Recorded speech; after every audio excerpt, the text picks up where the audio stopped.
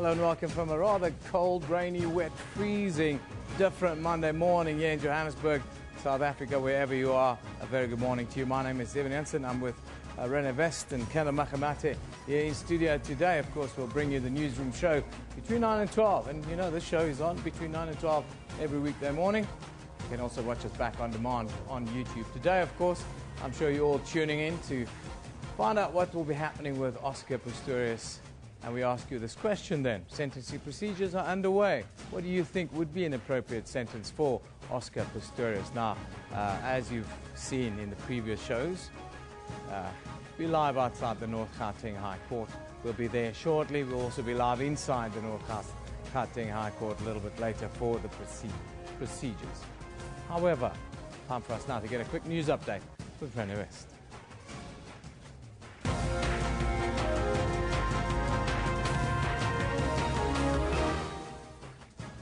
The son of murdered former SABC board member Hope Zinde is to appear in the Brits Magistrates Court today. Oscar Pistorius returns to court to be sentenced for murdering his girlfriend Reva Steenkamp in February 2013. And a review of gun laws in the US comes under the spotlight as honor victims of the Orlando shooting. Let's take a look at what's happening in your sports news with Kendall Machamate. Very good morning to you, Kendall. Good morning. It's very cold. It's one of those days that you really don't want to get out of bed for, but we're here.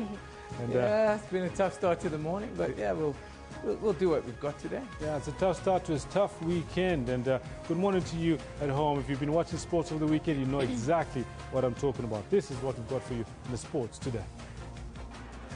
Murray, little step again from Marcel, and a try by Janet Payne. We were poor. No excuses. We were poor. Alistair Coetzee gets a tough introduction to the head coach hot seat. For the first time ever, the Springboks lose a home test against Ireland. They've got players over. Schweinsteiger! Germany beat Ukraine 2-0, ending a weekend marred by repeated violent clashes between English and Russian fans. Float like a butterfly, sting like a bee. That was for Muhammad, that was for Ali. And Lewis Hamilton salutes the recently deceased Muhammad Ali as he claims his 5th Canadian Grand Prix victory. It's nice to see the respect between him and Sebastian Vettel. That was a proper race. All this and more we've got for you in the sports later on today. Be sure to stick around for all of that, but for now, it's back to the main desk for the news. Thank you very much, Kendall. Hope Zinde's 28-year-old son is due to appear at the Brits Magistrates Court on charges of murder and drug possession. This after the body of the former radio and TV personality was found in the boot of her SUV at their upmarket Peakenwood estate home in Hartbeespoort in the northwest at the weekend. It is believed she was murdered on Monday last week. Tributes and messages of condolences are continuing to pour in for the former SABC board member, TV presenter and anchor. Peakenwood estate, situated in the vicinity of the Hartbeespoort Dam. It's behind these gates at the Zinde home that police made the gruesome discovery. Following the incident in which a 50-year-old woman was found dead inside her car in Peakenwood estate in Hartbeespoort Dam yesterday morning, a 28-year-old man who happens to be the son of the victim has been arrested and charged with murder. He will be appearing in the Brits Magistrate Court tomorrow, and he will also be facing a charge of possession of drugs. At her Mamelodi home, shock and disbelief. We were utterly saddened when we received the news of her departure, so we came to pray with the family and to comfort them. The family has asked the public and the media to allow police the time and space to investigate the matter and not to speculate on the circumstances surrounding her death. Rather than speculate on what happened and how it happened and who's responsible or if it indeed it was, just let the authorities do their work, and in due course the truth will surface. And I think that we'd like to rather have the public focus on her life, her legacy, and the positive things. Zinde started her career as a journalist in 1991. Over the years, she rose through the ranks, holding positions such as writer and producer, and anchored the news and current affairs program, Perspective. She also co-anchored SABC's 180 Degrees, a news slot within SABC Africa. She left the organization and rejoined the SABC in 2013 as a board member. The SABC has sent its condolences to the family. Board chairman Bulayeni Magube says Zinde worked tirelessly in both television and radio as a journalist. I am devastated by the news. Devastated because Hope, someone I grew to really become very close with. I was a manager at the World Bank when I met Hope in the late 90s, and she was at the SABC at the time. She literally brought into SABC. The ANC has also paid tribute. It is very sad that Hope Zinde has passed on.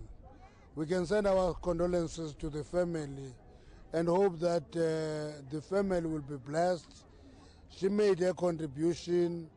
She did her work. Investigations are continuing. Mulimo Wanemotwa, SABC News. Oscar Pistorius returns to court to be sentenced for murdering his girlfriend Ruva Steenkamp in February 2013. Last December, the Supreme Court of Appeal overturned a culpable homicide conviction.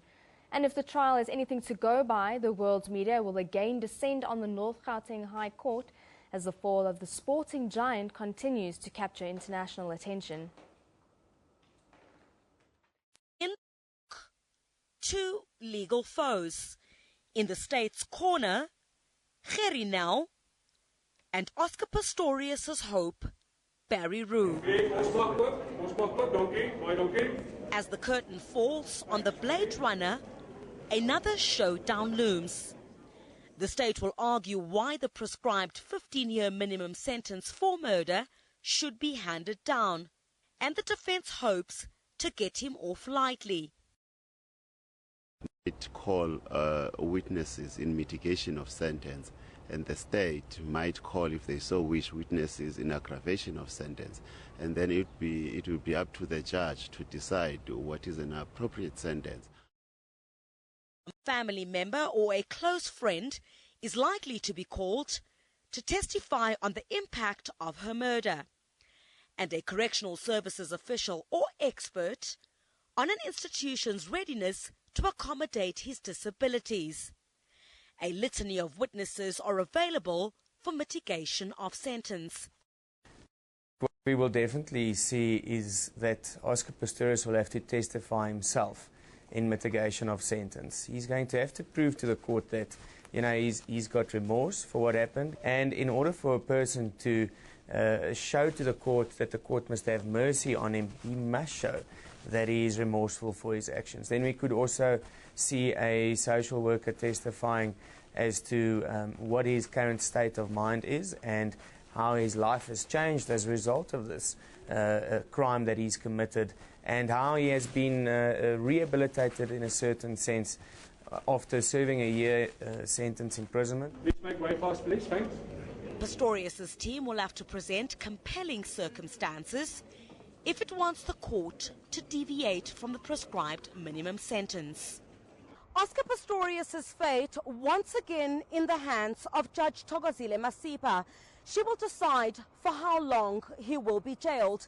Sentencing procedures have been set down for this week, and Pistorius could begin serving his sentence for murder as early as next week. He's likely to return to the Kgosi Mampuru prison in Pretoria. Criselda Lewis, SABC News in Johannesburg. Now for more on the story, let's cross over to Urban. Yeah, thank you very much, Renee. As you saw a little bit earlier, the media scrum has already started outside the High Court, the North Gauteng High Court that is in the capital here in South Africa. Let's go to our reporter, Criselda Lewis. A very good morning, Criselda. It's a little bit of wet and miserable out there today, isn't it? Well, it certainly is, Yevon. Very quite cold here in Pretoria this morning. Griselda, just set the scene for us today. Is there a sense that Judge Thokozile Masipa is the one under real pressure over the next couple of days?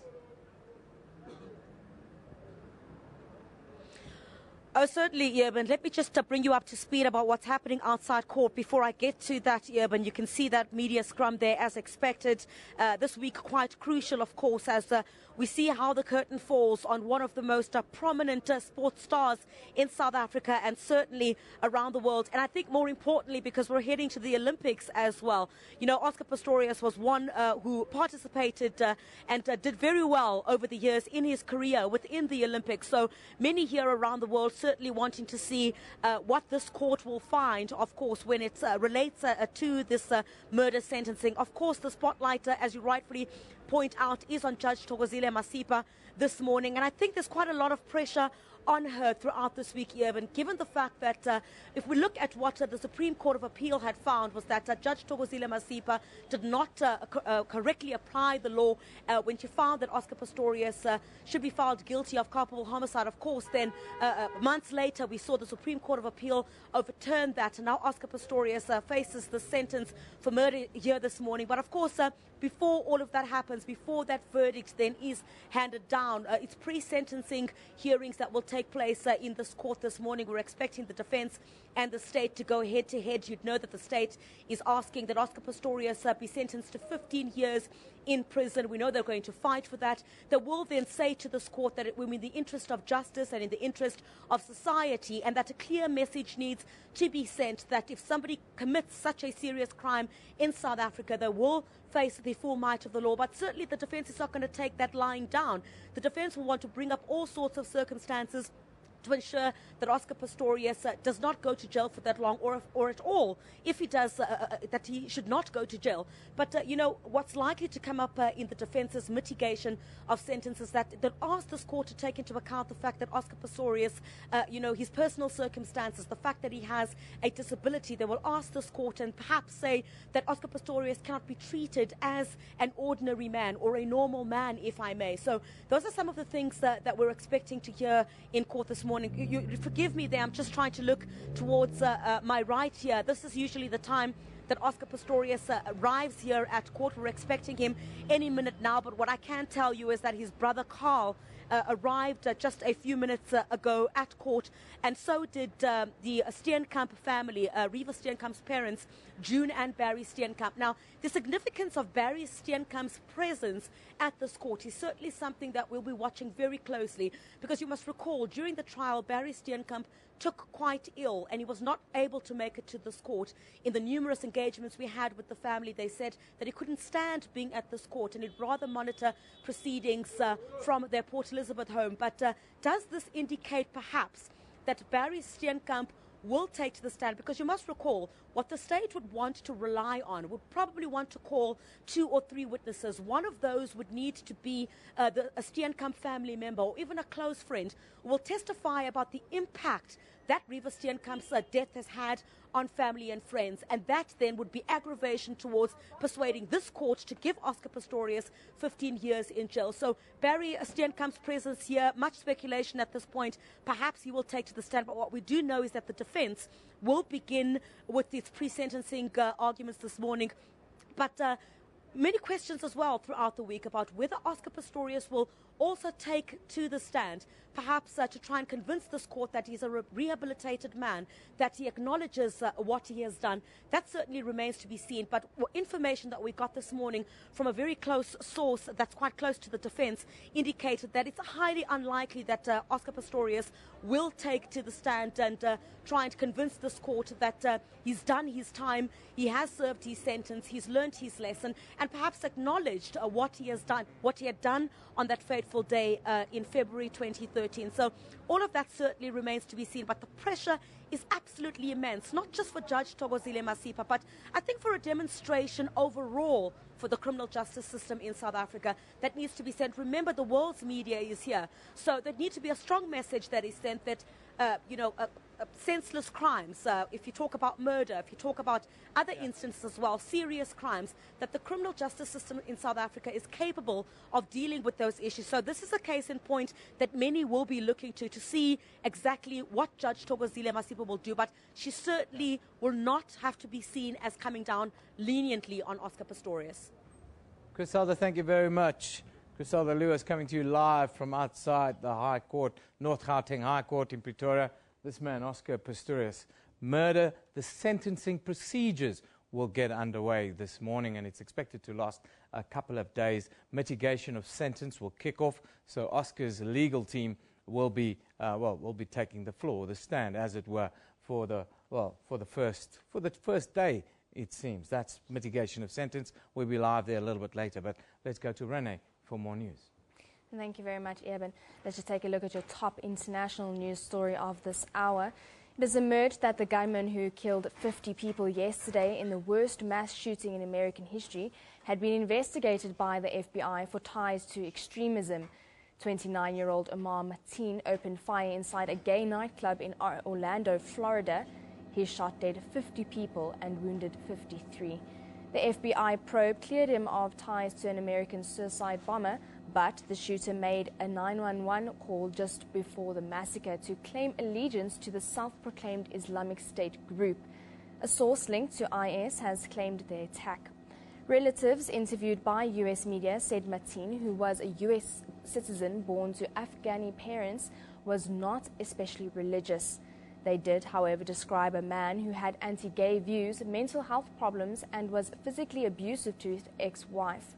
Mateen was shot dead in an exchange of fire between police officers following hours of a hostage situation. Well, that's your top news for this hour, but Eben has more on a theme of the day. Yeah, thank you very much. Thank you very much, Renee. Don't forget, our question of the day, of course, deals with Oscar Pistorius' sentencing procedures that get underway in the North Gauteng High Court. We're asking you, what do you think an appropriate sentence would be? The word 15 years being thrown about. As you heard from Griselda Lewis a little bit earlier, she pointed out that there's a belief from the prosecution that 15 years is what they'll be asking for. Of course, Oscar's legal team will be hoping for much less than that. Now, today our focus, recently, the controversial snake pastor made headlines again. Paniel Nguni posted pictures on his End Times Disciples Ministries Facebook page, allegedly showing him driving a motor vehicle, over two people. Now, last year in October, the CRL Commission held hearings on questionable church practices. This follows a public outcry over these practices. For more on this, we are joined this morning by the acting CEO of the CRL Commission, Mr. Edward Mafadza. Very good morning to you, sir. Thank you for joining us today. Good morning. I wanted to ask you about the latest incident involving Pastor Nguni.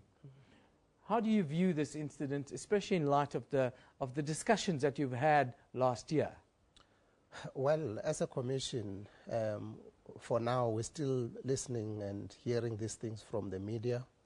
We haven't engaged him of the late incident, and the commission is of the view that it is important that we engage the pastor and affirm what we hear from the media, whether it is true or not. And we are in the process, as we speak now, to try and get hold of the pastor to meet with us. Our legal processes are underway to send invitations to him. I'll get back to the pastor now, but I just want to, before I get there, I want to ask you, as the Commission, how do we as South Africa find a balance between what is religious practice and then human rights without upsetting that balance? Well, it's quite a difficult thing to say, but it's very easy if you look at it from the constitutional point of view, especially, Chapter 2, the Bill of Rights, wherein you find that all rights are well clarified in terms of what needs to happen and so on and so forth. So we as a commission, particularly within our own mandate, as you will know, that we are there to promote and protect the religious rights in this case.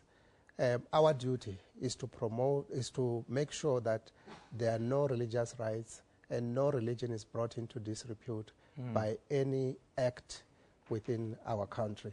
And therefore, we balance it in a form of monitoring the violation of such rights, be it in communities or with individuals as well. Now, we found a video clip of Pastor Mguni where he has quite explicit views about the commission, but in particular the commission chairperson. I'm going to ask our team to put up the video now so that you can see for yourself, and then maybe you can give us your view after we've seen this video. Let's take a look, guys.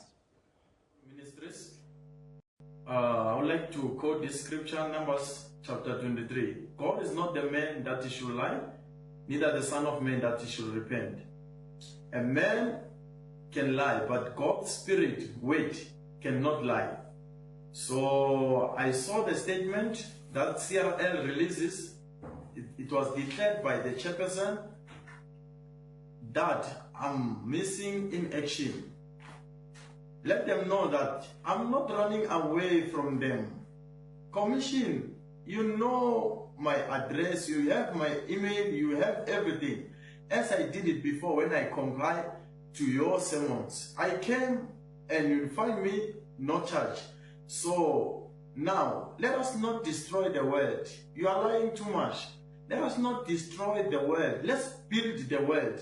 The world needs such a gift. This is God's demonstration of power. So we need to understand, it's like Acts chapter 4, where Paul says now, we rather obey God than obeying any man. So I'm here to declare that now. CRL, make sure when you release statement, don't lie to people. I'm here, I'm available. Come to the church. As I declared to you that I invited to the church that you must come and express the presence of God. But you did not come. Even now I'm still waiting. That's Pastor Mguni. Now, I must point out to you at home that we've invited Pastor Mguni several times. We even sent somebody to his village. One of his relatives tried to speak to him. The pastor pointed out that we needed to sign some form of contract before we could do any interviews. I'm not quite sure what that meant. He wanted guarantees and then eventually pulled out of what would be a perceived interview. Now, what can you say in response to this kind of verbal volley at the CRL Commission? Yeah, it is unfortunate that perhaps the pastor is looking at it from that angle. But as we speak as a commission, we are looking for him. If I can leave this studio this morning with where he is in terms of his church address, in terms of his village, we'll definitely serve the sermons by today. Because we really want to meet with him just to affirm what we hear from the media. So it's not a matter of saying,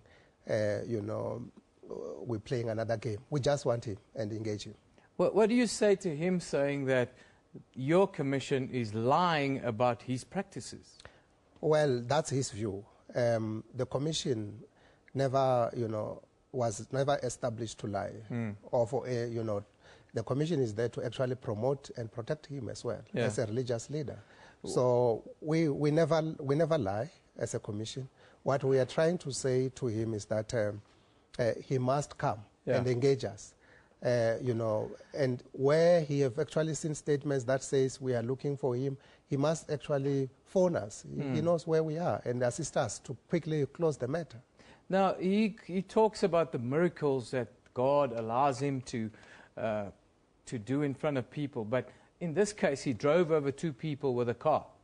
These people suffered slight injuries. They suffered slight injuries. Well, what kind of recourse could people have in that case with your commission or elsewhere? And should that even be allowed in the name of religion? Our challenge is that it's not about his church. It's about the whole religious fraternity, especially Christianity. I have explained at the beginning that our duty is to promote and protect these religious rights. And should there be any religious community or maybe some certain activities that brings a particular religion to disrepute, it is our duty to protect that religion. And we are saying he must come and speak to us so that we can make a judgment as to whether this is creating a problem for a particular religion. And if that is found, that the person is creating a disrepute in terms of Christianity, obviously we will go further and look at some legal processes and systems within the country to intervene more strongly this time.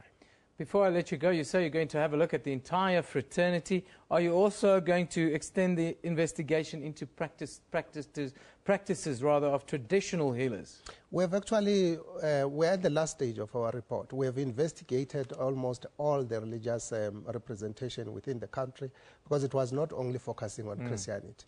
So even traditional healers are also involved in the study. And everyone that you know within the religious sector within the country is part of the study in all provinces. I thank you for joining us today. That's the acting CEO of the CRL Commission here in South Africa, Mr. Edward Mafatsa. Thank you for coming in. Thank you. On this cold and rainy day, I must say. Very impressive. Thank you, sir. Thank you. Now let's move on to what's happening on social media. As you know, it's Monday morning, so we'll be wrapping up the weekend with Roy Africa. In local trends, of course, the Proteas are very high on the list, followed by the Springboks, as you can understand. Terrorism in South Africa also trending, as well as the president, Jacob Zuma. In international news, Hillary Clinton, well, she finally tops Donald Trump on the trends. Then, of course, there's Muhammad Ali, the Euro 2016 tournament. Because of the violence we've seen there over the weekend, I'm sure. Brexit, that's Britain's exit from the European Union, still on the cards, they say, and also the Queen's birthday. Yes, the Queen, 90 years old, one of the top trends this morning. Now, let's go directly to have a look at the hashtags that are right there. Of course, hashtag Oscar Pistorius. Now, this one from our own Griselda Lewis. Source close to the defense tells me OP is unlikely to testify. And they're telling the truth, she says. Of course, sentencing procedures for the murder of his girlfriend, Reva Steenkamp, continues today. Last December, the Supreme Court of Appeal overturned a culpable homicide conviction. You can follow Griselda Lewis at Griselda Lewis, and she'll keep you updated at the minute to the minute. Now, still local news. Mbuyisa Makubu. There are allegedly new reports of what happened to the activist who carried Hector Peterson. Very interesting, that one. Another hashtag to follow this morning, hashtag ISIS, as following the alleged terrorist attack in Florida that left around 50 people dead. The extremist group has claimed responsibility. That's a very strange one, if you ask me. Of course, we here at the SABC are in mourning. Tributes have been pouring in for the former SABC board member and television presenter, Hope Zinde. Zinde was found dead in the boot of a car at the Peakenwood estate home on the Hartepeespoort Dam in the northwest on Saturday. I had the pleasure of working with Hope for many years on Good Morning South Africa, and I've never met a nicer woman in this world. Rest in peace from myself. Now, the tragic death of media personality Hope Zinde, allegedly on the hands of someone she gave birth to, calls for a serious look at my drugs, says the government media man, Themba Sepotoke.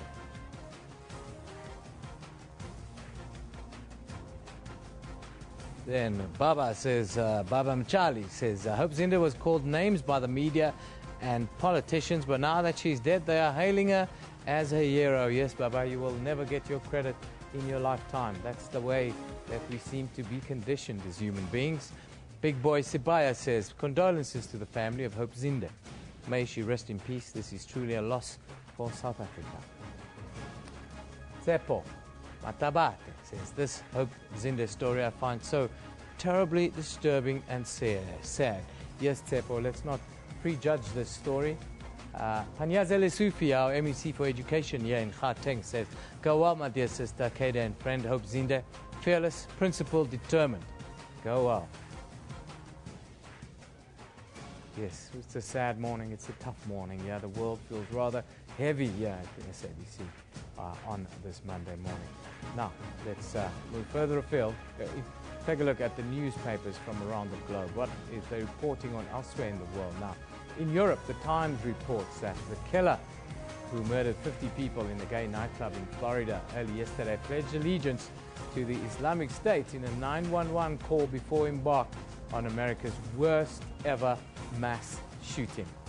Well, they should play us the tape. Then, the USA Today also leads with the Orlando shooting story. The ex-wife of the slain Orlando nightclub shooter described him late yesterday as a mentally and emotionally unstable and possibly bipolar spouse who physically abused her during their brief marriage. Then we go to China, where the South China Morning Post reports that Taiwan's opposition Nationalist Party slammed the South Island's new government as suppressive for barring former President Ma Ying-jeou from traveling to Hong Kong on the grounds of national security. Quick look now at what's happening in the courts. Of course, the High Court in Pretoria, where the state is expected to argue for the minimum sentence of 15 years to be imposed on Oscar Pistorius. Last year, the Supreme Court of Appeal overturned the High Court's ruling of culpable homicide and found him guilty of murder instead. Now, Pistorius shot and killed his girlfriend, Reva Steenkamp, at his Pretoria home in February 2013. Then, in the northwest, the 28-year-old man is expected to appear in the Brits Magistrates Court this morning in connection with the death of former SABC television presenter and board member Hope Zinde. We'll be sure to keep you updated on both of those cases. Of course, we'll be live at the Oscar Pistorius one shortly. Let's take a break now. We'll come back and we'll have more.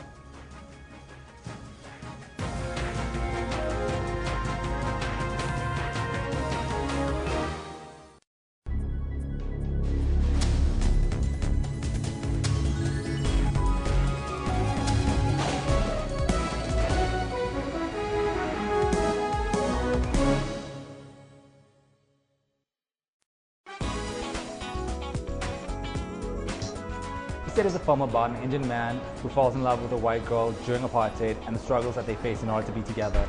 The movie set in the 1970s when interracial relationships were illegal. You are the most beautiful woman I've ever seen in real life. Take a journey of love with Mo and Pindi. Take your life and put it in somebody's hands. And it's not a cowardly act to do. We kind of knew that it is taking a risk having a relationship with anyone. Fashion is a reflection of beauty in clothes. What motivates me to be a designer is because I like fashion and art. Join your host Rufulo Mula for that 1 hour weekly dose of arts and entertainment news.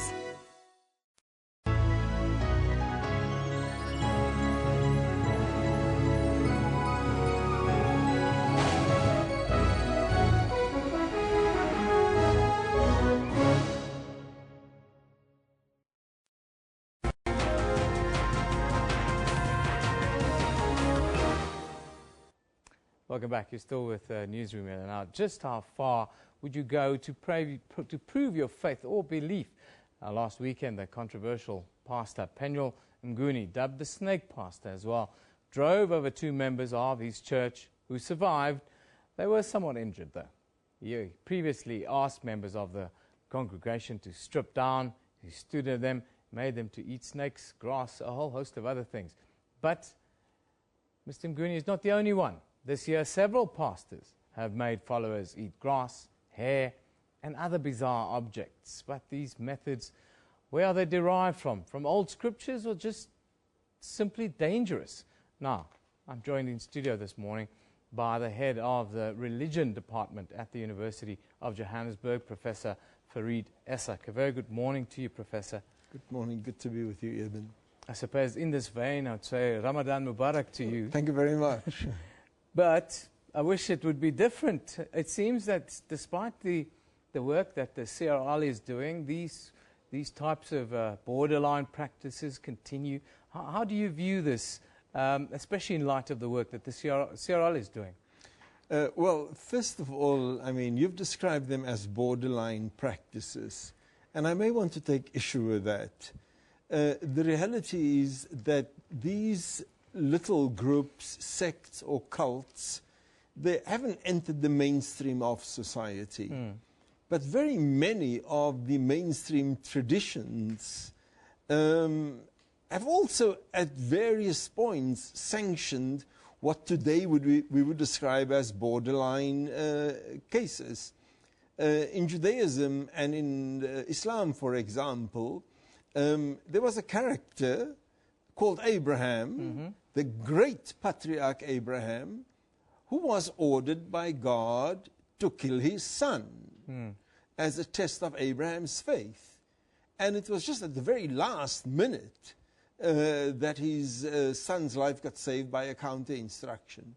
And the point that I want to make is this, that what in our society today we regard as borderline issues, earlier on, traditional religion, when they were also just sects or kind of weird mavericks, all prophets started off as mavericks.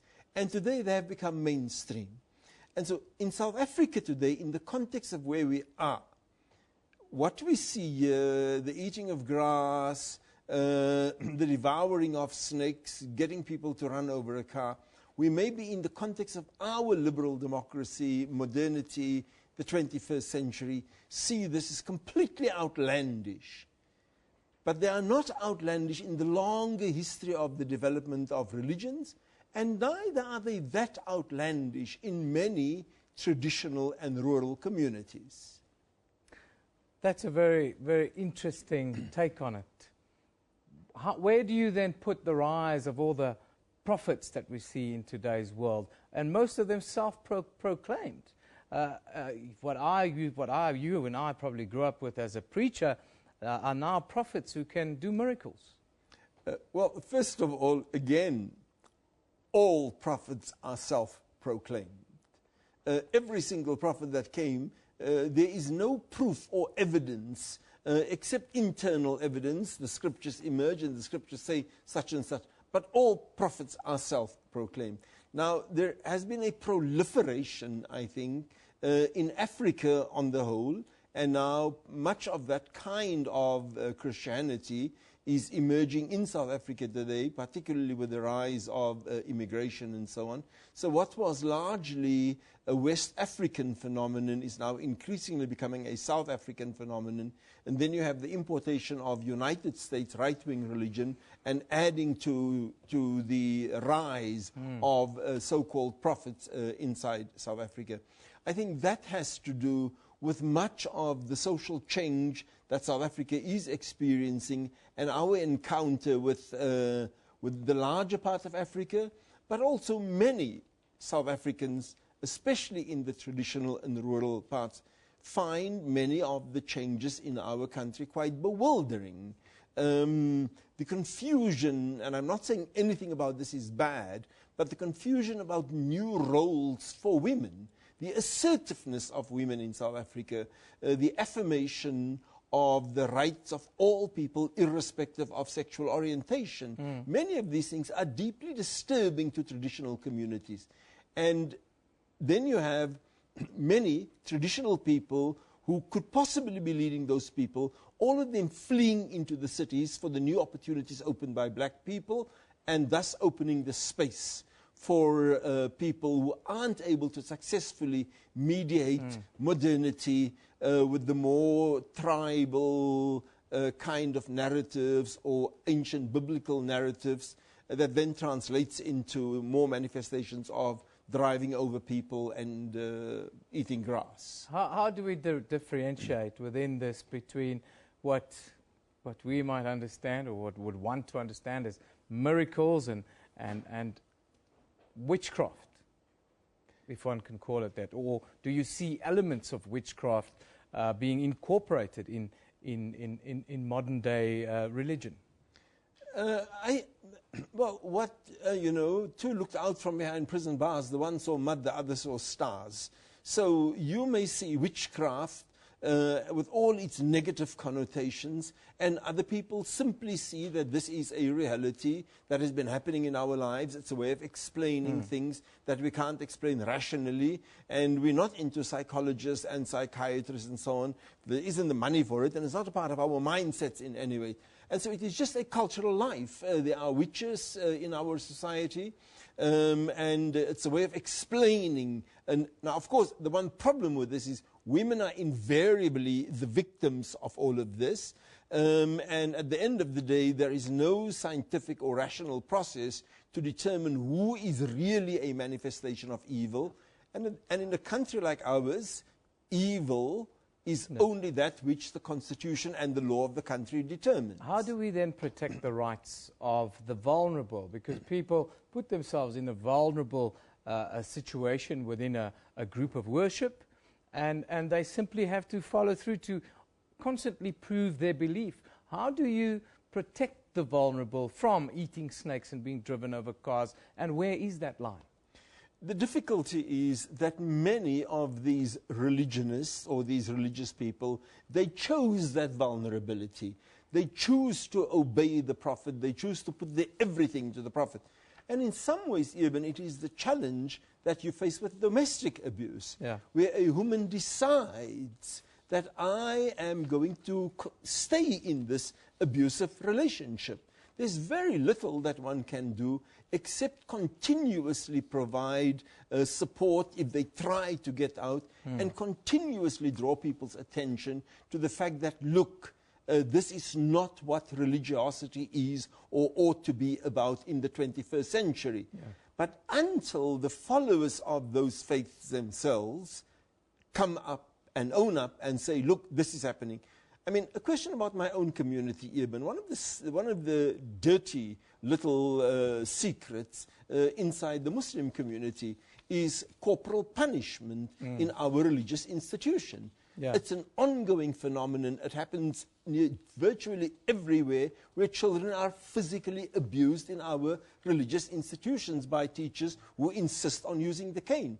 They think it is a religious duty.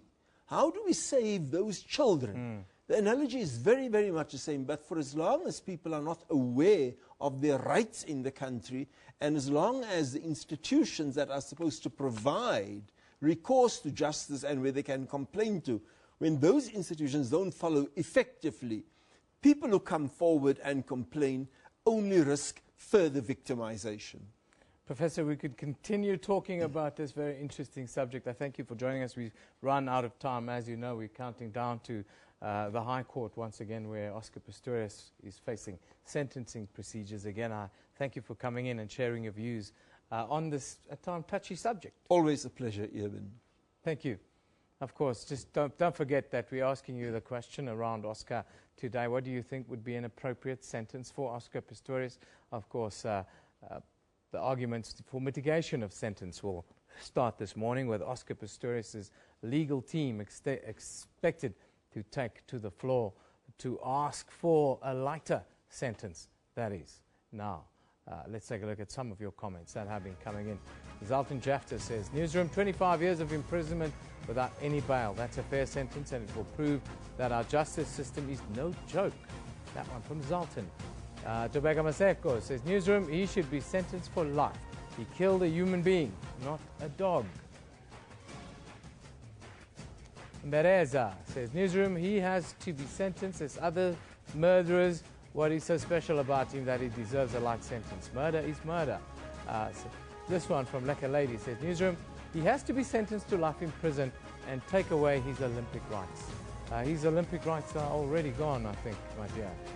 Anyhow, let's move on to our Facebook page and have a look what you can see there this morning.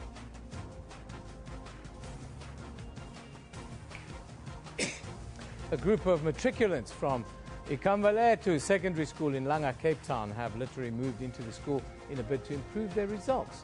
Then defiant Brazil manager Dunga brushes off suggestions that early elimination from the Copa America would cost him his job, telling reporters that he feared only death and not unemployment. Finally, in Lesotho, a country have increased their chances of advancing to the quarterfinals of the 2016 COSAFA Cup. The boys from the Mountain Kingdom beat Mauritius 3-0 at the Independence Stadium. in Windhoek, Namibia yesterday. All of that and more on our Facebook page.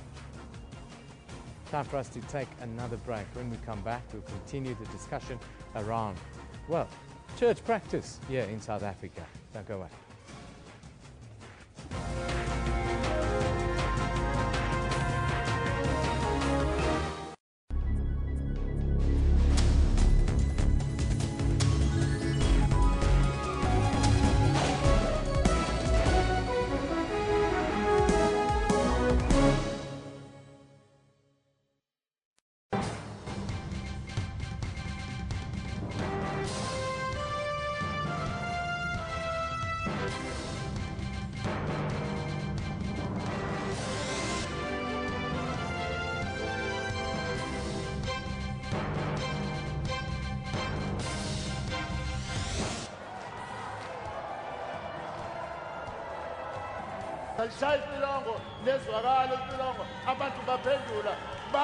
But things of this nature do not happen. I can have any copy for you. We are in this to win it. We love the people of South Africa and serve our people's interest in opposition. It's an admission that they will not win. Watching the Sunday Live Battlegrounds 2016 election debate.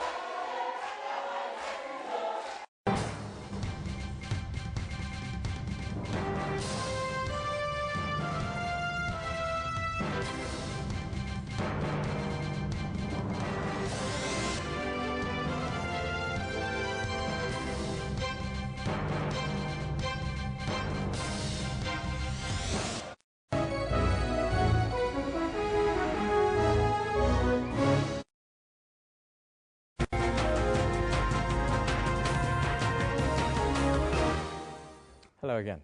Now, towards the end of last year, the Commission for the Promotion and Protection of Cultural, Religious and Linguistic Communities, CRL, conducted an investigative study on the commercialization of religion and the abuse of people's belief systems. The investigation came after a Shoshanguve pastor was exposed for allegedly feeding his congregants with rats, snakes, human hair, and to the extent of letting them drink petrol. In recent times, scores of churches and traditional healing practices have mushroomed throughout the country. Towards the end of the 1990s, the total number of traditional healers in South Africa was estimated to be around 350,000. The Department of Health estimates today that 70 to 80% of South Africans consult traditional healers.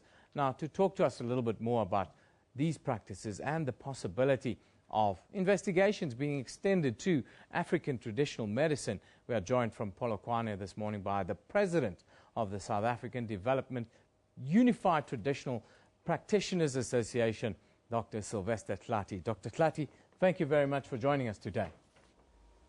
Thank you very much, sir, and good morning to all your viewers. Dr. Tlati, tell us, what is your view of the CRL's investigations into some of these church practices that have some members of congregation have been driven over, others have eaten snakes, and so forth and so forth? How do you view this? I really appreciate the investigation with the Commission, with the other institute that they can investigate this practice, because it's really unfortunate in our community, in our society. What we have seen now is starting to mushrooming in all over the provinces, all over the places, etc. In a location, what we see that has been practiced by some of people who call themselves pastors, some of them say they call themselves professors, etc.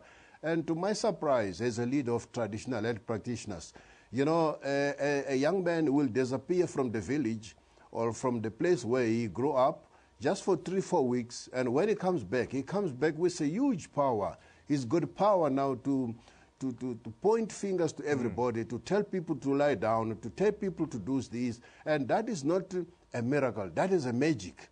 My understanding is that our community, our people should learn and understand, even if they want to go to church. We have been having churches here for centuries, that people, they were going to church just to pray to your God. Don't go to church just for the sake of asking a human being who call themselves or he claim he is a pastor, or he is a priest, or he is a prophet, that he can do something to you. That's when people now take advantage of making people eat grass, make people feel asleep, make people swim like a fish, make people crawl like sheep, which that is really, really a crazy thing that is happening in our society. And I don't believe that is a miracle, that is a magic, which people, they used muti to do those funny things, which is unfortunately special to our women. You talk about this kind of witchcraft practices. Now, government has recently banished and banned witchcraft, not just here in South Africa, but in other countries like Tanzania and so forth as well. What's your opinion on this? And I think it's important for you to make a distinction for us today between witchcraft and traditional healing. Yeah, you're right. You know, the witchcraft is something that is far from being a traditional healer. A traditional healer is a person that has been called by his ancestors, is a person who grew up, who thought about how to practice the healing through his relatives or his grandpa, grandmother, etc. But when we talk about the witchcraft, a witchcraft is any person who is not even a traditional healer, is not even a pastor, is just an ordinary person who can have that practice that he grew up learning how to hate other people, how to harm other people. You know, when I travel to other countries like Tanzania, Malawi, etc., and Mozambique, and other countries, I've seen places where people, in certain village, people there, they know this person is a witchcraft. This person is the person who create havoc, who kill people, he suck blood into the human being. So as a leaders, we have to stand up and try to educate our community that the witchcraft does not pay. And we as traditional practitioners, we are here to assist our community. We are here to heal our people. That's why in most cases, when I talk to people, when we have some event, I haven't to lead them and inform them that please don't just see a person at a corner and then you happen to run to that person, because you don't even understand is a real traditional healer, is a traditional practitioner, or is just a fake one. So people have to be careful and where they approach traditional practitioners to find a service. I want to ask you about how do you qualify as a traditional healing practitioner in South Africa, and how do we make sure going forward that that position is not abused, as we see quite often now? What is happening now in South Africa is really unfortunate. Since 1994, when the government started to recognize traditional healers, and we have our constitution, we have our gazette, etc., and we have a different organization, different association in different places. Some of the associations, they are not registered, some of them are registered, some of them, they are just association that misleading community, etc. Now, as the government has done something which is good for us as traditional practitioners of having interim council. The interim council is busy now working on the issues of how to regulate, how to register, how to have all the traditional practitioners in the different areas, in the different provinces, so that everybody should understand, everybody should be registered, everybody should have identification, a certificate, some form of thing that you can know that this person is registered. This person, if you go to internet, if you go and look for him to each department, you can find that this person is registered. But now, unfortunately, everybody seems like he just wake up in the morning, become a traditional healer. A person just go and buy material from any shop, and then he will dress like that, and then he just walk in the street and mislead people. Some of them, they are busy doing magic. Some of them, they're busy robbing people to tell them that, you know, give me 100,000, I'll make you a millionaire, which does not happen. There's no such thing in our traditional practitioner.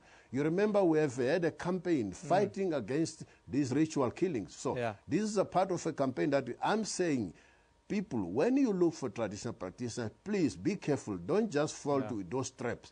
The people who become a professor, 18 years, young man or young lady is a professor. How you become a professor, how you become a qualified traditional health practitioner within 18 or 25 years, that's impossible. Yes. Thank you for joining us, Dr. Sylvester Tlati. Thank you once again for making it so clear what these practices are all about.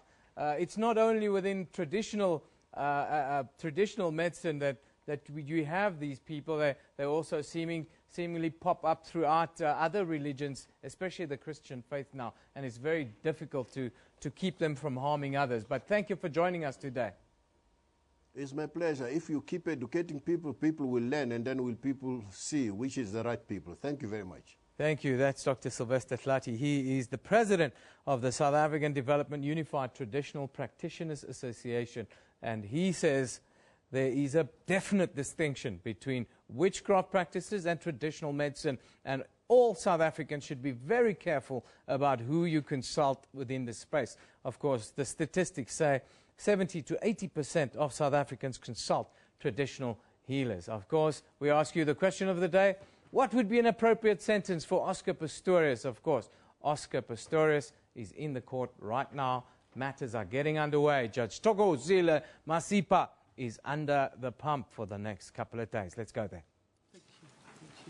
Please, the court, my lady. With leave of the court, the state approached the Supreme Court of Appeal in terms of provisions of Section 319. There's a decision. The decision has been published. It's DPP Gauteng versus Pistorius, 2016-1, South African Criminal Reports 431. At page 452, my lady, the order of the court appears. The order of the court is the following. The first two questions of law reserved are answered in favor of the Director of Public Prosecutions. The accused's conviction and sentence on count 1 are set aside and replaced with the following. Guilty of murder with the accused having had criminal intent in the form of dolus eventualis. 3. The matter is referred back to the trial court to consider an appropriate sentence afresh in the light of the comments in this judgment. That's why we're here, my lady. We're all ready to deal with sentence afresh. Thank you very much. Are there any previous convictions? None, my lady. Exactly as it was in the trial. Thank you very much. Yes, Mr. Roux? Thank you, my lady. Do you have any witnesses that you call? Yes, my lady. On behalf of the accused, we intend to present the evidence of two witnesses. The one is a psychologist, and the second one would be relevant to charity. We will also make available to this court heads of argument as soon as possible. We have it available, in fact. Yes. And we endeavoured in the heads of argument to distill the facts, to explain what was your finding, what was the finding of the Supreme Court of Appeal in relation to your finding, and how it could be reconciled. And we then reconciled the findings so that ultimately we have a compendium of facts that would assist you in understanding, insofar as you need that, what the reconciled facts would be between the Supreme Court of Appeal finding and your trial finding, and also then the findings made at your sentence. Yes. If it's convenient, we can hand it up now, or we can hand it up at a later stage. It's very much in your hands. I think you can do that later. Thank you, my lady. My lady, we called in as the first witness, Professor Scholes. I may say that I only made available to the state about 10 minutes ago the report. I only received the signed report this morning. I received an unsigned report last night, but I did not want to make an unsigned one available, not knowing if there could be any changes. Yes. But I've made copies available to the state, and through the witness I will make then the original available to you. Jonathan Jeffrey Scholes. Do you have any objection against taking the oath? I don't. Do you swear that the evidence you're about to give will be the truth, the whole truth, and nothing but the truth? I do. Raise your right hand and say, so help me God. So help me God. Professor, you may be seated if you so wish. I will prefer to stand for a while, madam. Thank you. Yes, Mr. Roux. Thank you, my lady. Professor, just to identify to the court, what are your qualifications? My lady, I have a BA Social Sciences degree. I have a BA Honours degree in Psychology. I have a MA Clinical Psychology degree, and I have a PhD in Psychology. And where are you employed at present? I am employed at Westkopje Psychiatric Hospital and at the University of Pretoria, and then I'm also in limited private practice. What is your capacity at the University of Pretoria? I'm an adjunct professor in the Department of Psychiatry, the School of Medicine. Professor,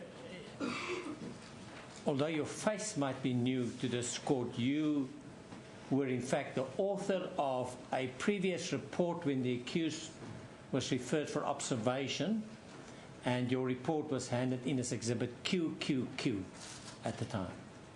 That's correct, ma'am.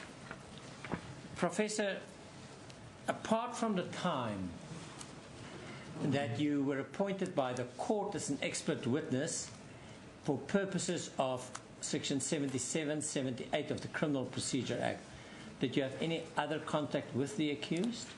No, I didn't. How did this new contact come about? I was approached by legal counsel for Mr. Pistorius recently and asked to do a report for sentencing purposes. And yeah, that's how it. Did you have some reservations? Yes, initially I did. I was a bit concerned about the ethical considerations because I had assessed him previously. So I contacted the ethical committee of the Professional Board of Psychology at the Health Professions Council of South Africa to get clearance, and I received written confirmation that there is no ethical issue and that I can continue. And it was mainly because of the previous occasion you were appointed by the court in terms of the provisions of the Criminal Procedure Act? Yes, Mary, because it goes towards my objectivity. The issue there normally is that one must be certain that your objectivity has not been affected if you had seen somebody before and you see them then again.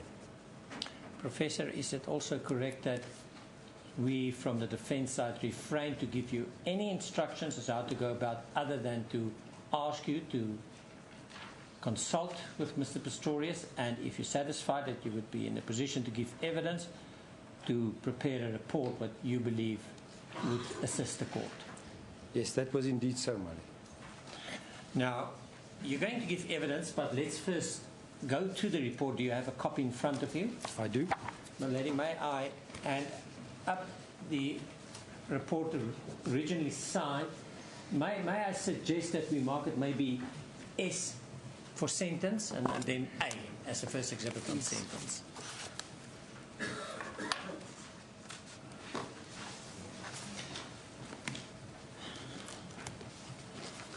Would you just kindly, Professor, identify the report? That's the one that's dated 12 June 2016. That's correct, Malene. Professor, your previous report was Exhibit QQQ. I think we decided just to make a copy for the convenience of the court, my lady, because it must be somewhere in all your files. If I may just put QQQ on top. Yes, yes, please. It's just a copy of that. And do you have a copy with you? I do. Could you identify that? That's in fact the report basically 2 years ago, dated 27th June 2014.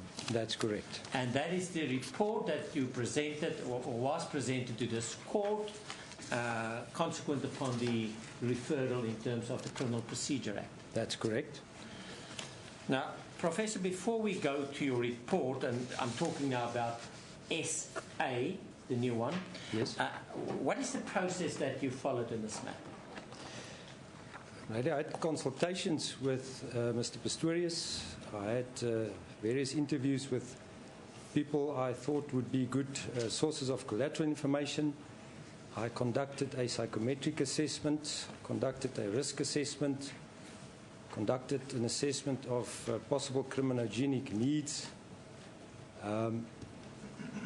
Yes, that's what I did. Did you also go back to your previous report, which was handed into this court as Exhibit QQQ?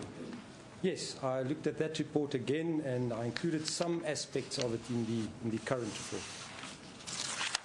Now, with that in mind, Professor, can you go to your report?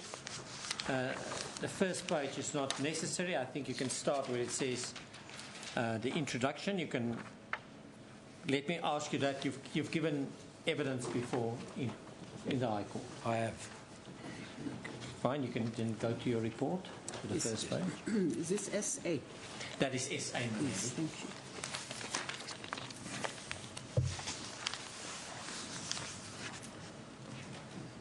Do you want me to start reading Yes. at 1.1, line 37? Yes. I'm Jonathan Jeffrey Scholes. My speciality is clinical psychology. My highest qualification is a doctorate in psychology with 25 years of experience. I've assessed approximately 98 forensic cases and provided testimony in 43. More details of my qualifications appear in Annexure A.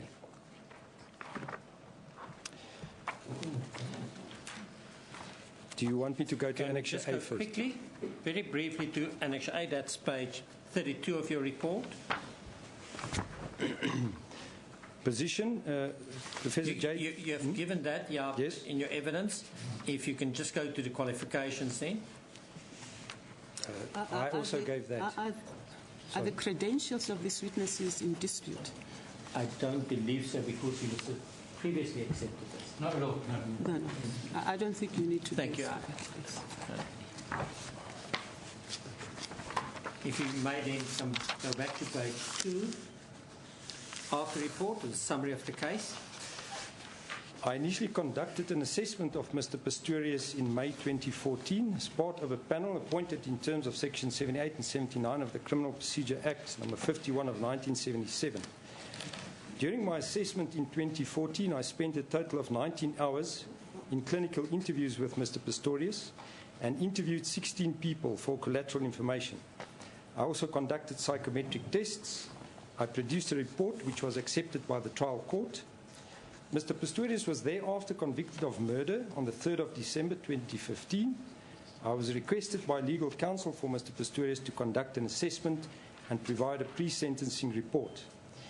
In order not to fall foul of the ethical code of conduct as set out by the Health Professions Council of South Africa, I requested confirmation that I could proceed and received written confirmation that I could. I want to state that my assessment of Mr. Pistorius in 2014 has in no way affected my objectivity in this matter. I did not have any contact with Mr. Pistorius, his family, or any other person involved in his case after my assessment in 2014 or prior to my assessment in May 2016. I see my main duty as being to the court. Shall I continue? You can go to the procedures. Paragraph 1.4. I had interviews with the following persons. Clinical interviews with Mr. Pistorius for a total of 8 hours over the period 28 May 2016 to 31 May 2016. Dr. L. Hartzenberg, psychotherapist of Mr. Pistorius, for 1 hour on the 30th of May 2016. Mr. Louis Pistorius, aunt of Mr. Pistorius, for 40 minutes on the 31st of May 2016.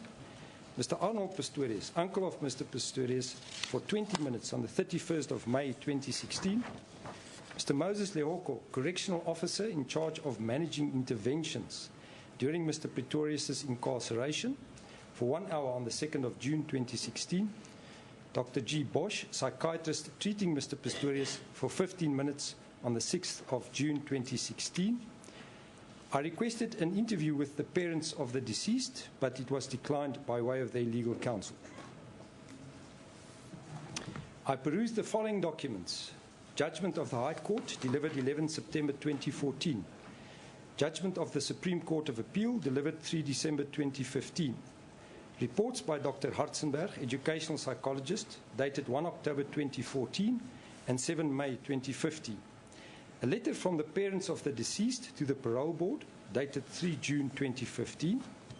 A report by Ms. T. Bayi, counseling psychologist, addressing Mr. Pistorius' psychological functioning and risk factors for reoffending, dated 15 June 2015.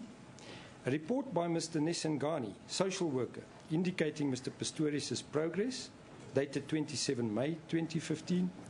Report on a course, New Beginnings, attended by Mr. Pistorius, dated 14 November 2014.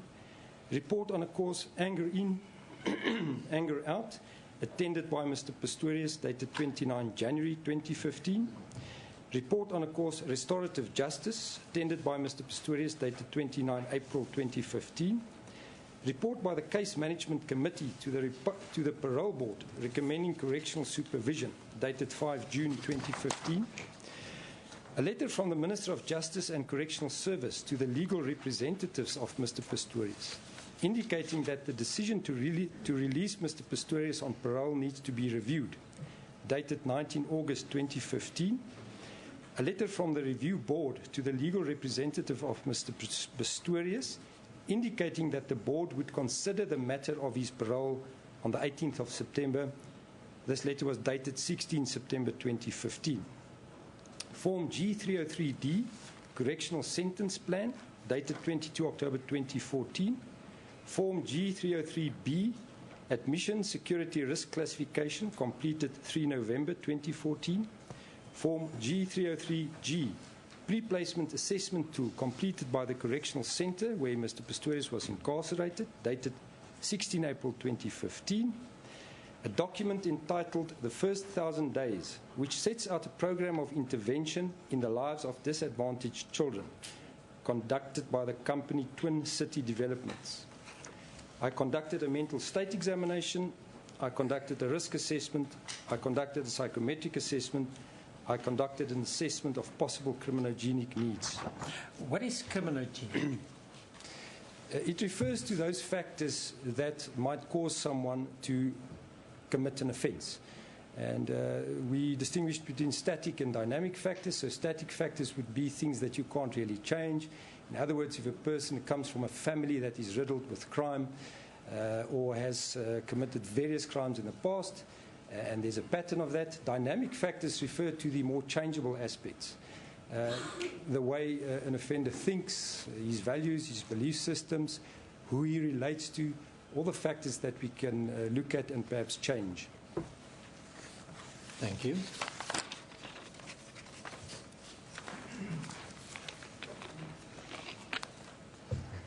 Continue. Yep.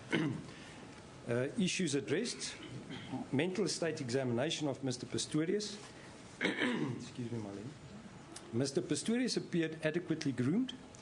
He spoke in a soft voice. His mood was anxious and depressed. His affect varied from being restricted to labile. His thought form appeared normal most of the time, but he tended to derail and become tangential at times. His thought content displayed preoccupation regarding the impending sentencing procedures, guilt, and his future. He appeared to have limited energy and his concentration wavered. He had no perceptual disturbances. He displayed signs and reported symptoms of post-traumatic stress disorder, anxiety disorder, and depressive disorder. His short to medium-term memory was compromised. His judgment was intact, and he had good insight. His manner was respectful and cooperative. At my request, he produced the medication for depression, anxiety, and insomnia as prescribed by his psychiatrist, Dr. Bosch. If we may just stop there, just one point consideration given if it was possible to call him as a witness. What is your view on that, in view of his state of mind? Currently, I don't think he is able to be a witness in this trial. His condition is severe. I can't hear that. I say currently, in my opinion, he is not able to testify, my lady. His condition is severe.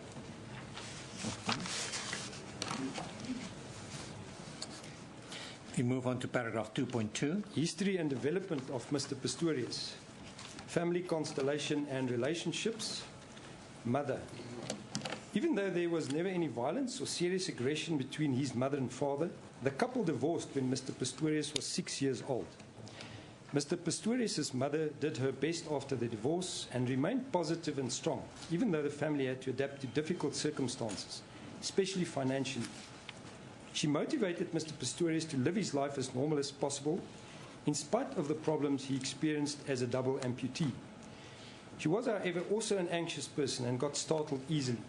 She acquired a pistol when she met her husband and learned to shoot. After the divorce, she would become scared and anxious at times when she felt they were under threat. Unfortunately, there were a few incidents of crime that the family experienced directly or indirectly, and this exacerbated her anxiety. These experiences left a lasting impression on a young Mr. Pistorius, making him aware of his family's and his own vulnerability to crime and increasing his fear of being a victim of crime. The sudden passing of his mother when he was 15 years old came as a big shock to Mr. Pistorius and left him feeling traumatized and abandoned. Father. Mr. Pistorius had limited contact with his father after the divorce. His father became absent in his life, and their relationship deteriorated to the point where Mr. Pistorius emancipated himself at the age of 18 years. His bond with his father has never been healed to any meaningful extent. Mr. Pistorius found substitute father figures, mainly in his uncle Arnold, his housemaster at Pretoria Boys' Eye, Mr. Anthony, his school principal, Mr. Schroeder, his coach, Mr. Lowe, and his manager, Mr. Van Sale.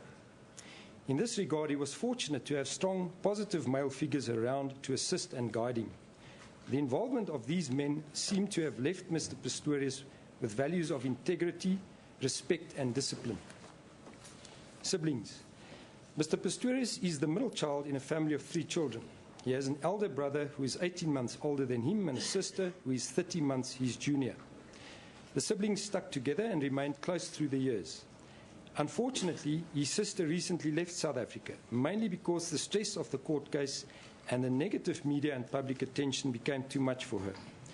This was experienced as a big loss by Mr. Pistorius, as he had a close bond with his sister, more so than with his brother.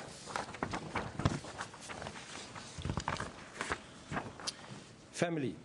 There were close ties both within the nuclear family and within the extended family, and this has remained so in spite of the stress of the past 2 years.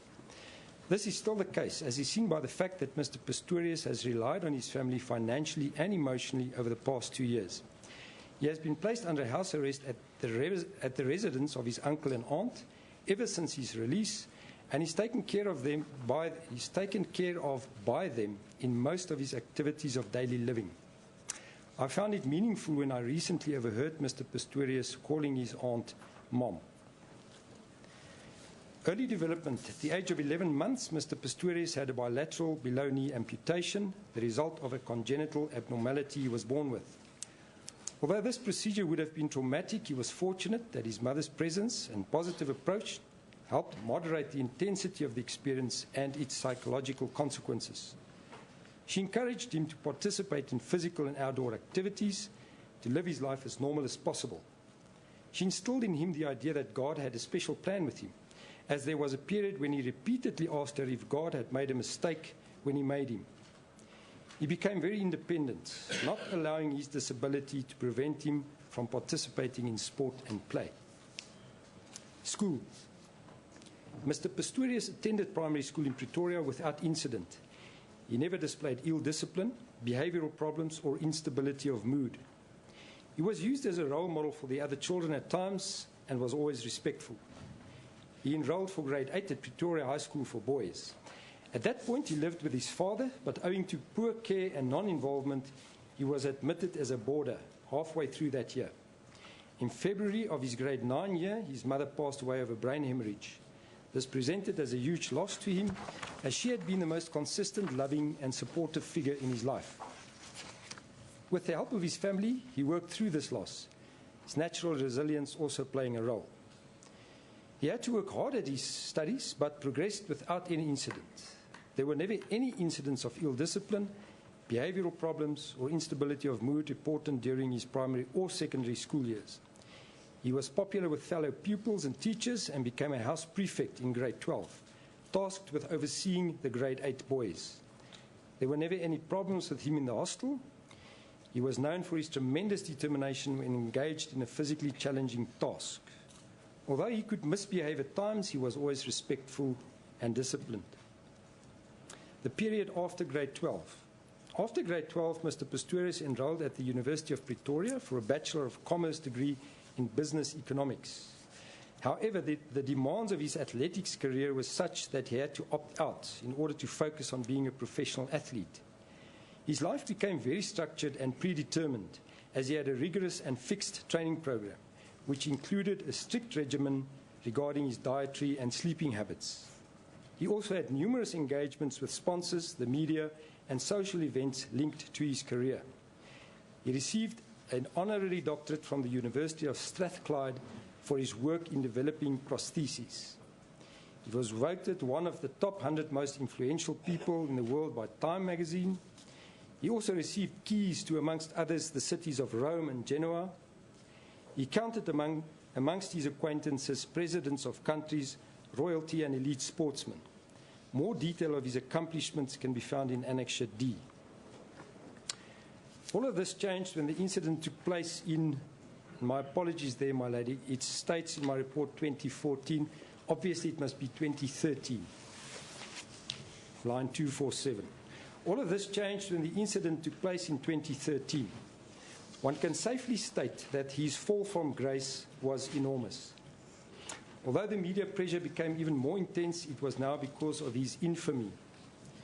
The reaction of the world to this case is well known, and although he received support from many quarters, he was vilified and attacked by many, especially because the contention that he had intentionally shot and killed the deceased remained present until judgment by the trial court and even after that. He had dealt with the trial and all the circumstances surrounding it as best he could, but was unable to properly mourn the loss of the deceased.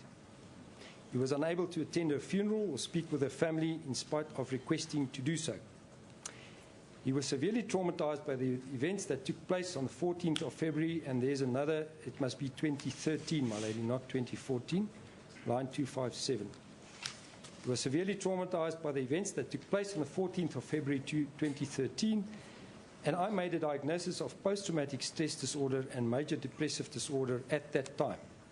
He is currently still receiving pharmacotherapy and psychotherapy for these conditions. After his trial, he was incarcerated for 10 months at Kgosi Mampuru Correctional Center. He was due for release on correctional supervision in August 2015, but the Minister of Justice and Corrections intervened 2 days before his release date.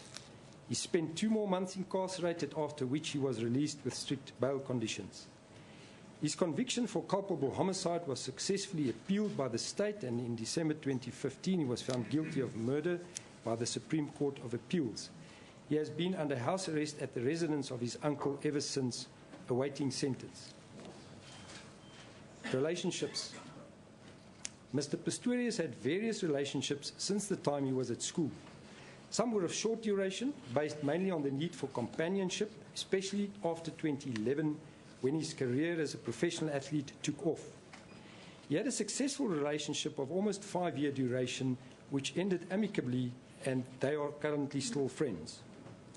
During his career, he became prone to living the lonely type of life, often reported by elite athletes. It was also problematic that he would spend 4 months of the year in Italy, thereby losing contact with friends in South Africa. In these circumstances, it was not only difficult to fit in with a group of friends when he returned, but maintaining an intimate relationship was almost impossible. He was often approached by beautiful women like models, but never reacted to their offers.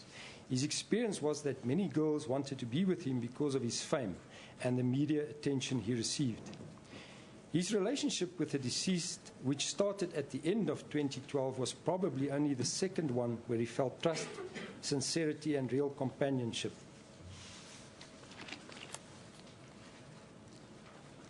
Religion.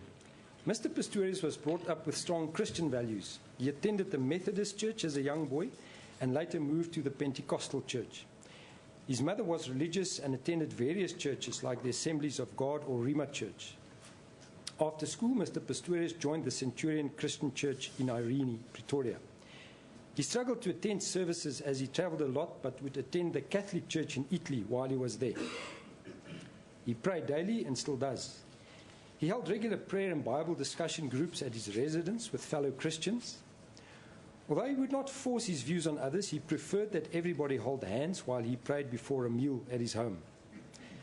The deceased shared his views on religion. If anything, the experiences of the past 2 years have deepened his spirituality.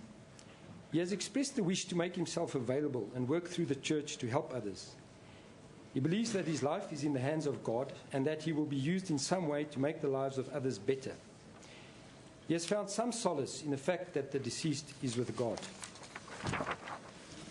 Substances. Substances have never played a role in the life of Mr. Pistorius. Save for some experimenting with cannabis whilst being at high school, he has never used or abused illicit substances.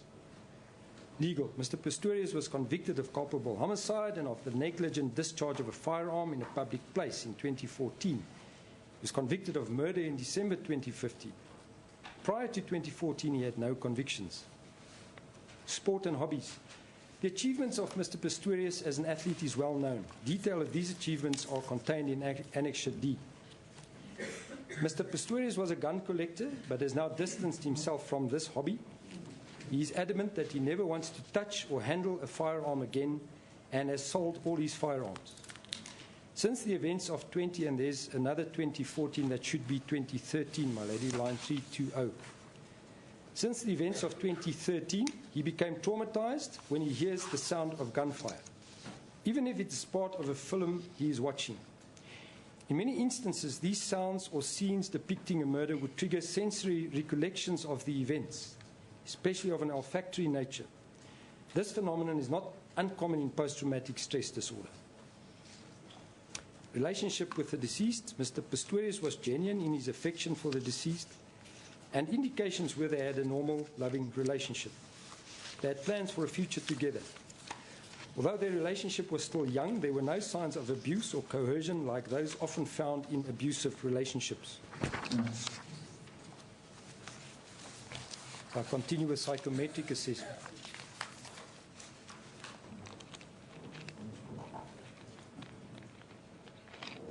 Shall I continue with? Yeah, thank you. Yes, sorry. Psychometric and risk assessment.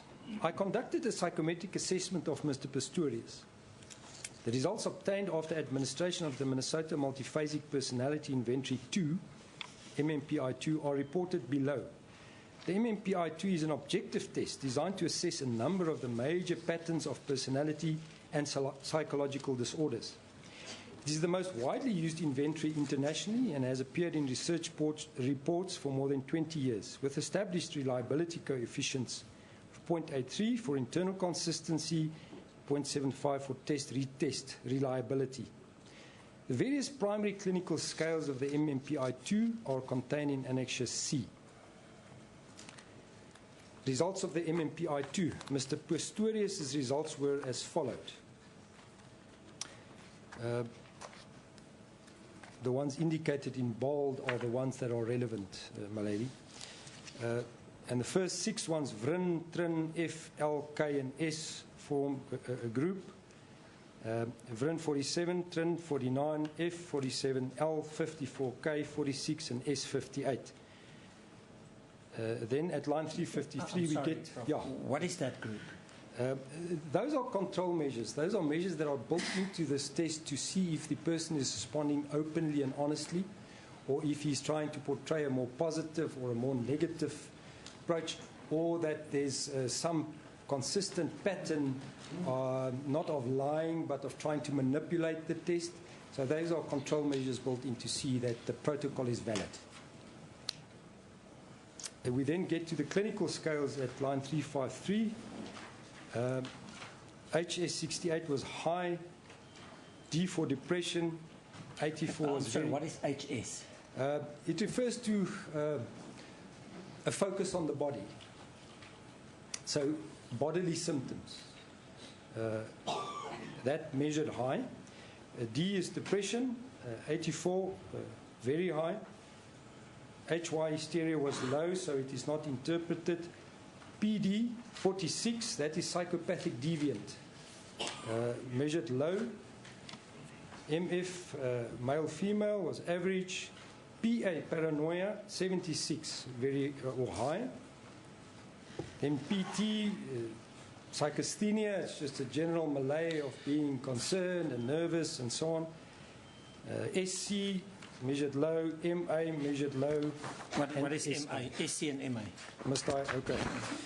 SC refers to schizophrenia. So if somebody had psychotic symptoms, that would measure high. MA refers to mania. So it is a person that is very energetic, euphoric, full of energy. That measured very low. And then SC was average. You deal with that in any event on the paper? Yes. I now, in the next paragraphs, I refer to what was relevant for this assessment, my lady. Following scores indicated in bold have relevance. The scores on the first 6 scales, VRIN, TRIN, F, L, K, and S, indicate that Mr. Pistorius' profile is valid.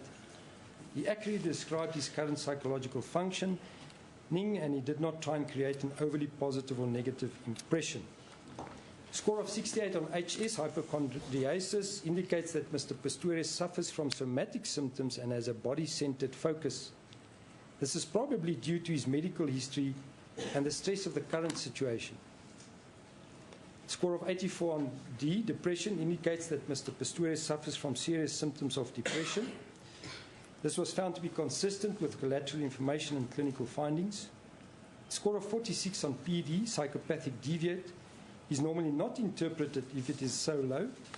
However, it has value in the sense that it indicates that Mr. Pistorius does not have the personality characteristics usually associated with antisocial personality disorder and or psychopathy. This was found to be consistent with collateral information and clinical findings. The score of 76 on PA, paranoia, probably reflects Mr. Pistorius' basic distrustful disposition and the experience that he is always being watched by the media and people in general. His feelings of suspicion about the motives of people in general, and that he is very responsive to the opinions of others. This was found to be consistent with collateral information and clinical findings.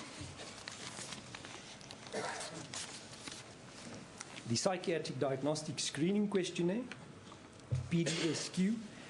The PDSQ was administered in 2014 and with my recent assessment. It is an instrument that serves as a screening test for the presence of clinical conditions as defined by the Diagnostic and Statistical Manual 5. It has been administered more than 3,000 times and has proven reliability coefficients for internal consistency 0.86 and for test-retest reliability 0.89. It consists of the following subscales. The scores achieved by Mr. Pistorius and the cutoff score for significance is indicated. The first subscale, major depression disorder, major depressive disorder, suicidality. The cutoff is 9. In 2014, he scored at 8 and currently at 11. Post-traumatic stress disorder, the cutoff is 5. 2014, he scored at 12 and he now scored at 13. Bulimia or binge eating disorder, the cutoff is 7. He scored 0 in 2014 and currently. Obsessive compulsive disorder, cutoff is 1. He scored 0 in 2014, he scored 1 in 2016. Panic disorder, the cutoff is 4. 2014 he scored 0, currently he scored 3. Psychosis, cutoff is 1. He scored 0 in 2014 and 2016. Agoraphobia, the cutoff is 4. 2014 he scored at 4 and he now scored at 5. What is agoraphobia? It is basically the fear of going out into open spaces, out into public. Social phobia, the cutoff is 4. He scored 5 in 2014, he now scored at 7. Alcohol abuse or dependence, the cutoff is 1. He scored 0 on both occasions. Drug abuse or dependence, the cutoff is 1. He scored 0 on both occasions. Generalized anxiety disorder, the cutoff is 7. He scored 5 in 2014, he now scores at 7.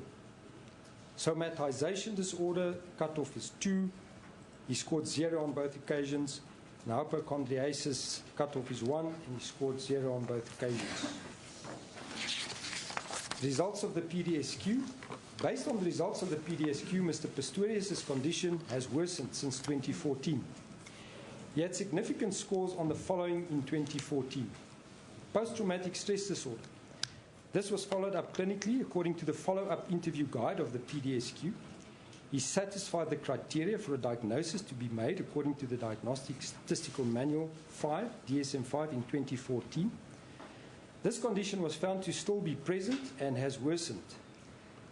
This result was supported by collateral information and clinical findings in my recent assessment. Agoraphobia. This was followed up clinically according to the follow-up interview guide of the PDSQ and with collateral.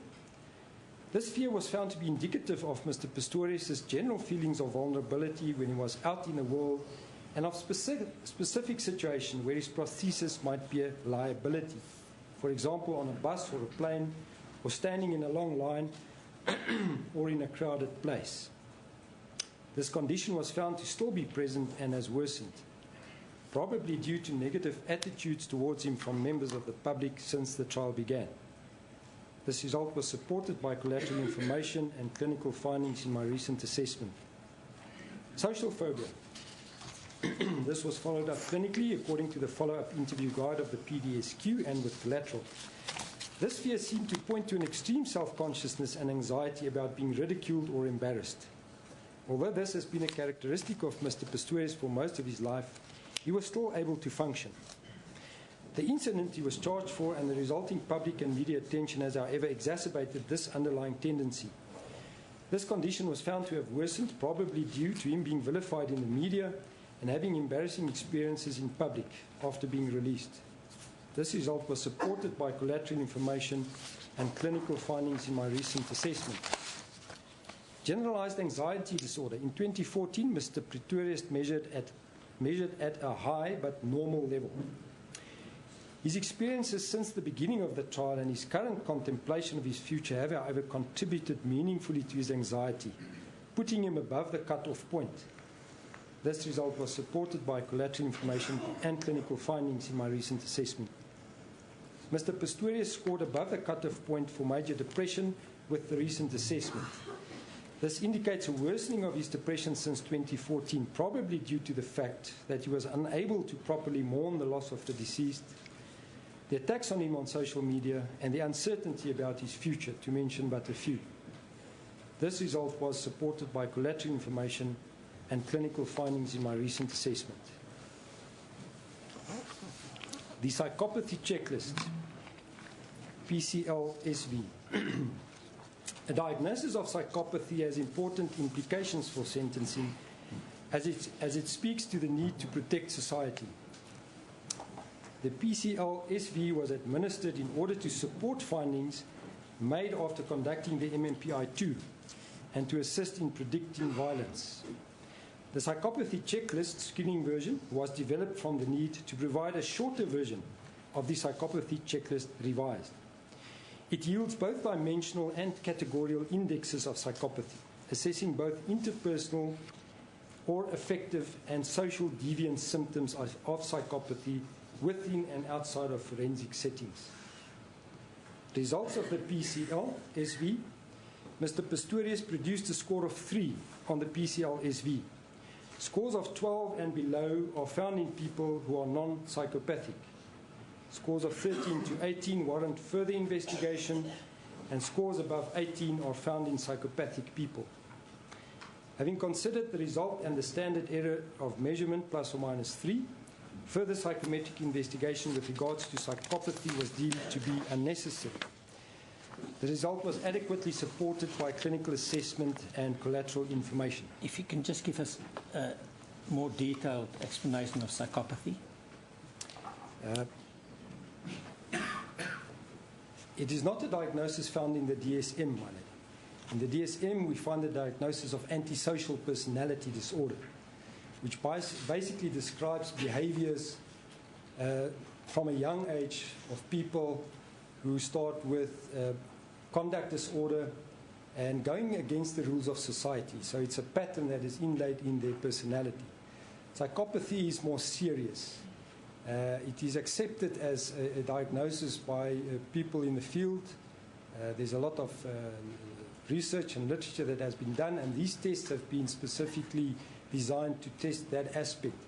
And these are people who have got no empathy, they've got no ability to put themselves in somebody else's shoes, they have therefore got no conscience, they've got no feelings for the other person. They are notoriously hard to treat or change in terms of their behavior. It is usually a lifelong pattern that is treated with exceptional difficulty. Aspects like arrogance, cruelty, non-empathic, non-sensitive are ascribed to psychopaths. Thank you. Risk assessment. The historical clinical risk 20 version 3. Various risk assessment tools have been developed over the past 2 decades to assess the risk for violence. These tools have greatly improved predictive assessment, particularly when used in combination with clinical instruments, as is the case with Mr. Pistorius. Instruments based on actuarial principles include the Violent Risk Appraisal Guide, the Psychopathy Checklist Revised, the Psychopathy Checklist Screening Version, and the Violence Risk Assessment Scale. Instruments based on structured clinical guides include the Historical Clinical Risk 20, the VRAG, and the PCLR mentioned above. Internationally, a combination of these two approaches to risk assessment is seen as the most robust and accurate way to assess violence risk, integrative of the whole person. This approach was followed in my assessment of Mr. Pistorius. The PCLSV was already discussed in paragraph 3.4 above. The HER20 V3 can be used to evaluate risk for violence when there is a legal or clinical need to do so. It can be used for decision-making about violence risk within correctional, civil, psychiatric, and forensic psychiatric settings. It first appeared in 1995 and has been revised twice, based on research and developments in the field of risk assessment. It is currently the most widely used risk assessment tool for evaluating violence risk. In order to present the court with a sense of the comprehensive nature of the HER20, an overview of the various factors considered when applying it is provided in Annexure C.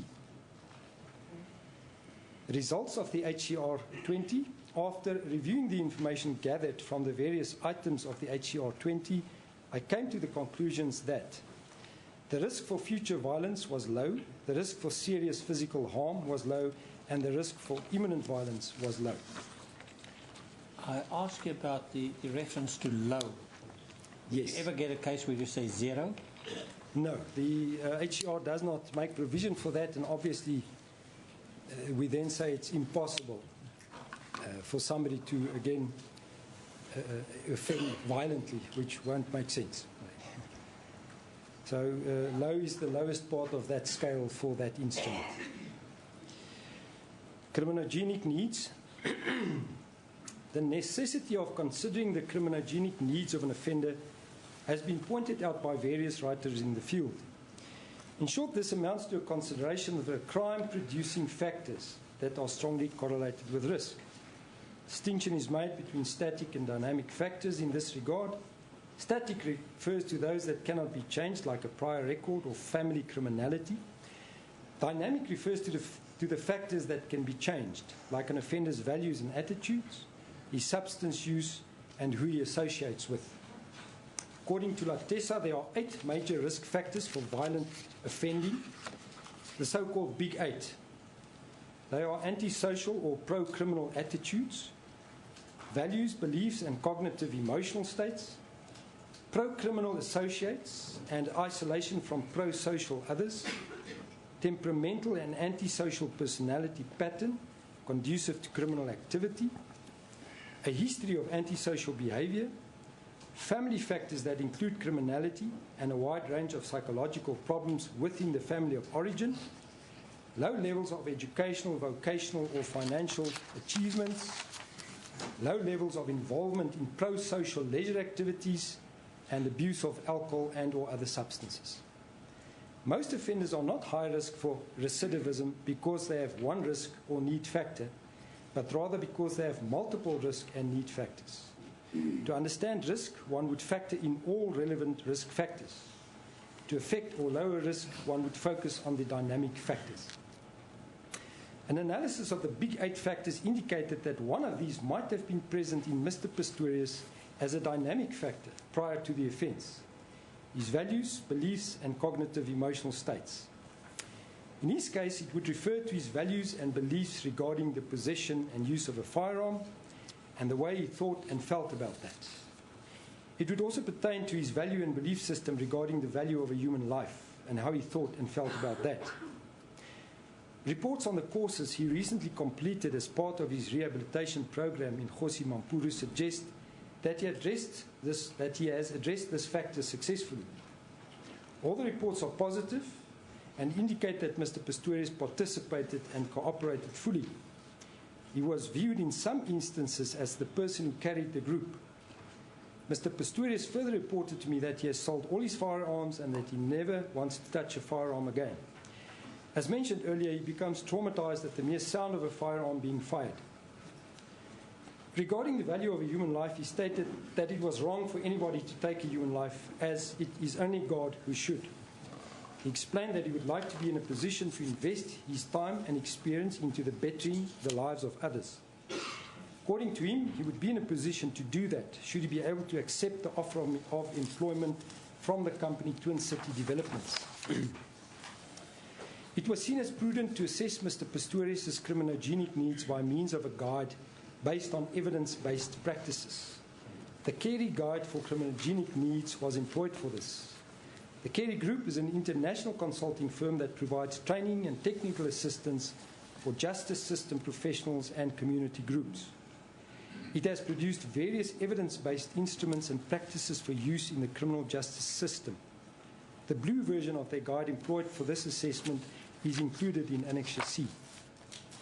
As with the big 8 factors mentioned above, one possible criminogenic need could be identified as having been present prior to the offence, namely problem solving.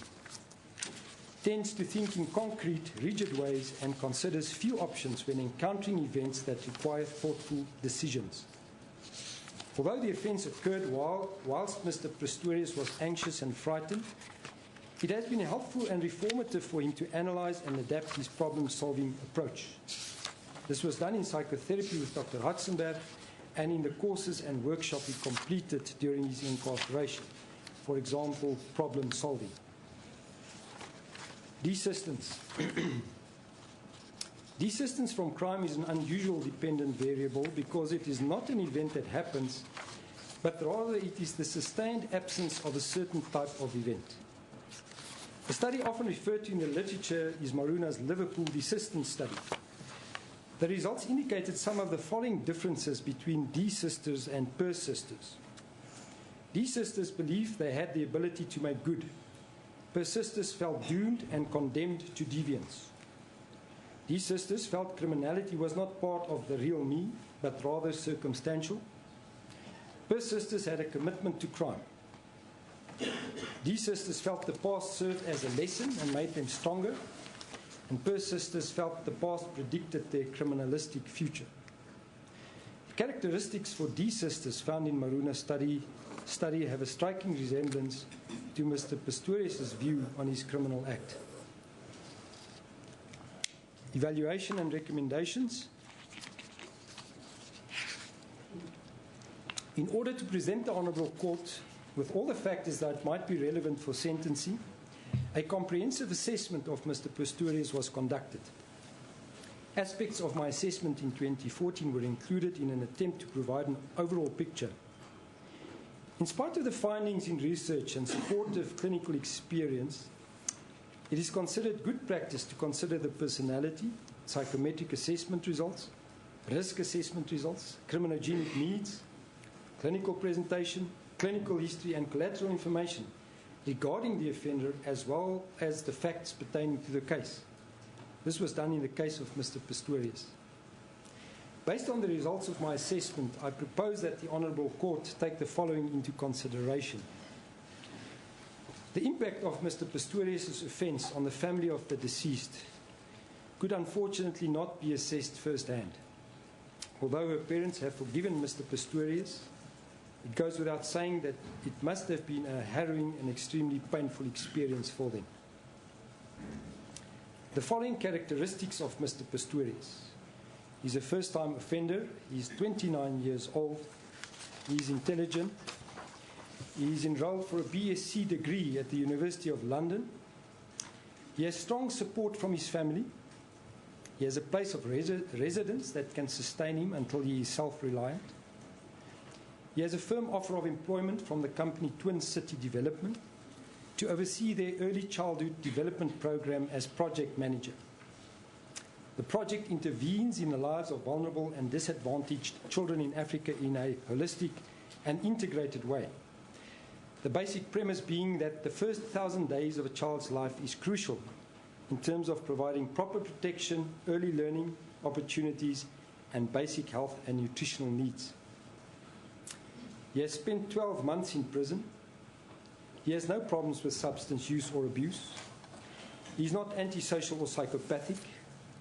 Statistics are not available for South Africa, but recent statistics in the USA indicate that 80 to 85% of incarcerated criminals meet the requirements for antisocial personality disorder and 20% for psychopathy. However, when the recidivism rates among psychopathic and non-psychopathic prisoners are compared, They reveal that the former are up to 3 times more likely to reoffend than the latter within a period of just 1 year. When viewed from the perspective of possible recidivism, it is an important finding that Mr. Pistorius does not suffer from psychopathy. From the perspective of risk assessment, the risk for violent reoffending was found to be low. Research based on desistant theory support these findings and point to Mr. Pistorius as a desister rather than a persister. An assessment of criminogenic needs identified 2 dynamic, changeable factors, namely, first one, values, beliefs, and cognitive emotional states, and number 2, problem solving, that were possibly present before the offence. Both these factors have been adequately addressed by way of psychotherapy and the completion of rehabilitation courses and workshops during his incarcerations. The themes addressed in psychotherapy by Dr. Hartzenberg, as indicated in her report dated 7th May 2015, and the positive reports on the courses and workshops from Department of Correctional Services indicate that these criminogenic needs were addressed. Regarding his clinical condition and general mental health, the following diagnostic statement can be made. A description of the diagnostic criteria is contained in Annexure C. Major depressive disorder, single episode, moderate to severe, with anxious distress. Post-traumatic stress disorder. Mr. Pistorius has elevated levels of anxiety that are clinically significant. These include symptoms and signs of social phobia, agoraphobia, and panic disorder. In terms of his general mental health, it was found that he had deteriorated since 2014. Apart from a worsening in his clinical condition, he has become despondent, lethargic, and disinvested, leaving his future in the hands of God. In layman's terms, one would describe him as broken. In my opinion, his current condition warrants hospitalization. He is motivated to grow in a positive way, even though he currently appears to be overwhelmed and despondent. The workshop on self-development and the course New Beginnings were specifically of value in this sense. He has taken responsibility for his actions. Crossroads and restorative justice courses he did during his incarceration and the themes covered in his process of psychotherapy assisted him in achieving this. It has always been in his nature to help others. In this sense, he has made a meaningful contribution to society and should be able to do so in future. He has expressed his wish to continue helping people. This comes not only from the person he is, but it is seen as part of God's plan for him. Although there is no onus on an elite athlete and or a celebrity to participate in charities, he was part of various charitable foundations prior to his offence. The first one mentioned below is described in a bit more detail in order for the court to get a sense of Mr. Pistorius' role and the value it had for the community. Mineseeker. Mineseeker is a foundation set up to address the problem of landmines in Mozambique. This foundation developed a technology to identify landmines from the air. Traditional means of identifying landmines were less effective. It was estimated that it would take 70 years to demine the country that way. He assisted with the marketing and logistics and helped various amputees obtain prosthesis. Also helped develop a process for selling of coconut oils and other coconut-related products by the community, with the returns going to the community. Soul of Africa, Chile Campaign, Novak Djokovic Foundation, Princess Charlotte of Monaco Foundation, United Nations Development Programme, United Nations Children's Emergency Fund, Glorious Sport for Good Foundation, Beyond Sport, and Hounds for Heroes. He was a global figure with high standing and a positive role model prior to his offence, and to a section of society he still is. His fall from grace has been significant. Should he be able to regain his position in society as a person who has learned and grown from his experience, the positive effect would be considerable. He did not gain anything from his offence, and it was not committed out of avarice. Rather, his human frailties played a major role in the commission of the offence. Financially, he has been impacted severely.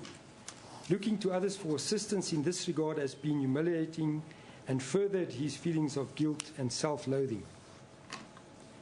According to the biopsychosocial model of disease, he would be regarded as a vulnerable person, physically, psychologically, and socially. His physical vulnerabilities have been well documented. His psychological vulnerabilities were accepted by the court as anxiety and fear. Since the offence, he has developed a serious psychiatric condition which has become worse over the past 2 years: major depression and post-traumatic stress disorder. His levels of anxiety have also increased. He was contrite and appeared resigned to his fate.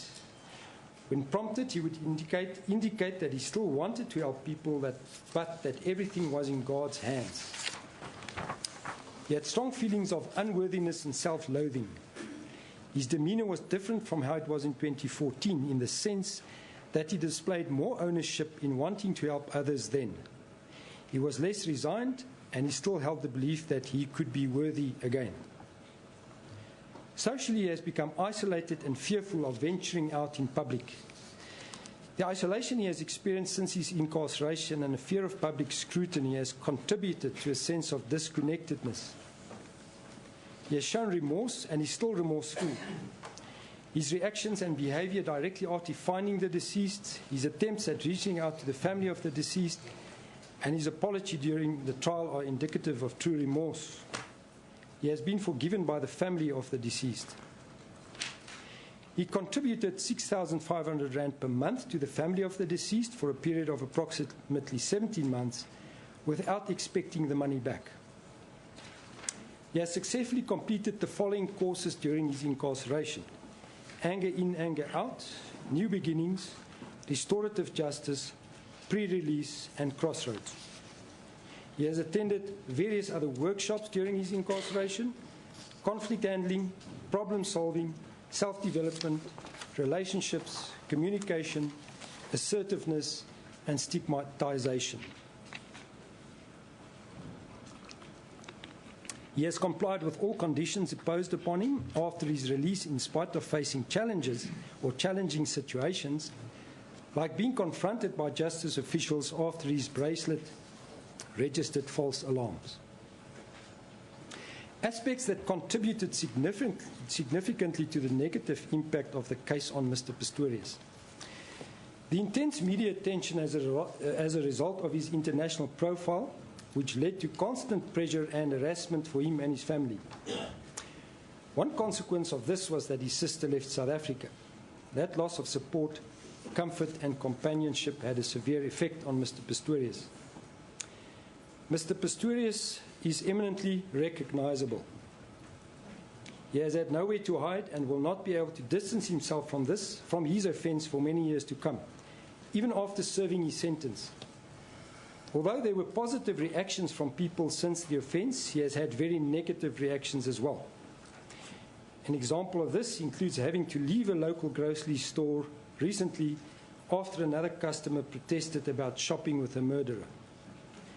In future, the very real possibility exists that should he have children, that they and or their friends might conduct an internet search, and he or they will be faced with graphic images and negative reports of the trial. He fatally shot the person he loved. That places him in that group of people who had to deal not only with taking another life, but taking the life of a family member or loved one without intending to do so. The intense sorrow, self-punishment, and inescapable guilt that follows have been with Mr. Pistorius since the moment he found the deceased in the cubicle. He had several traumatic and humiliating experiences during his incarceration. No structure to sit on whilst showering for the first 5 weeks. He had to sit on the cement floor, which led to an infection in his stumps. Overhearing the rape of a young man and finding the man had hung himself with a bedcloth the next morning. For his own protection, he was segregated in an area of the hospital ward. Unfortunately, this effectively amounted to solitary confinement. He was confined to his cell for at least 18 hours per day. Considering that the cell covers 6 square meters in size, he was basically confined to his bed. Apart from the physical discomfort, the psychological experience was that of being caged like an animal. The psychological damage caused by prolonged segregation has been well described. Hopelessness, depression, insomnia, lethargy, and a sense of impending emotional breakdown, amongst others. In the USA, isolated confinement is considered to be an area of 60 to 80 square feet, much larger than the area Mr. Pistorius was kept in. Isolation can be psychologically harmful to any prisoner, with the nature and severity of the impact depending on the individual, the duration and the particular conditions, for example, access to natural light. Solitary confinement is recognized as difficult to withstand. Indeed, psychological stresses such as isolation can be as clinically distressing as physical torture. He had experiences where warders would arrive with other people to look at him, sometimes at night.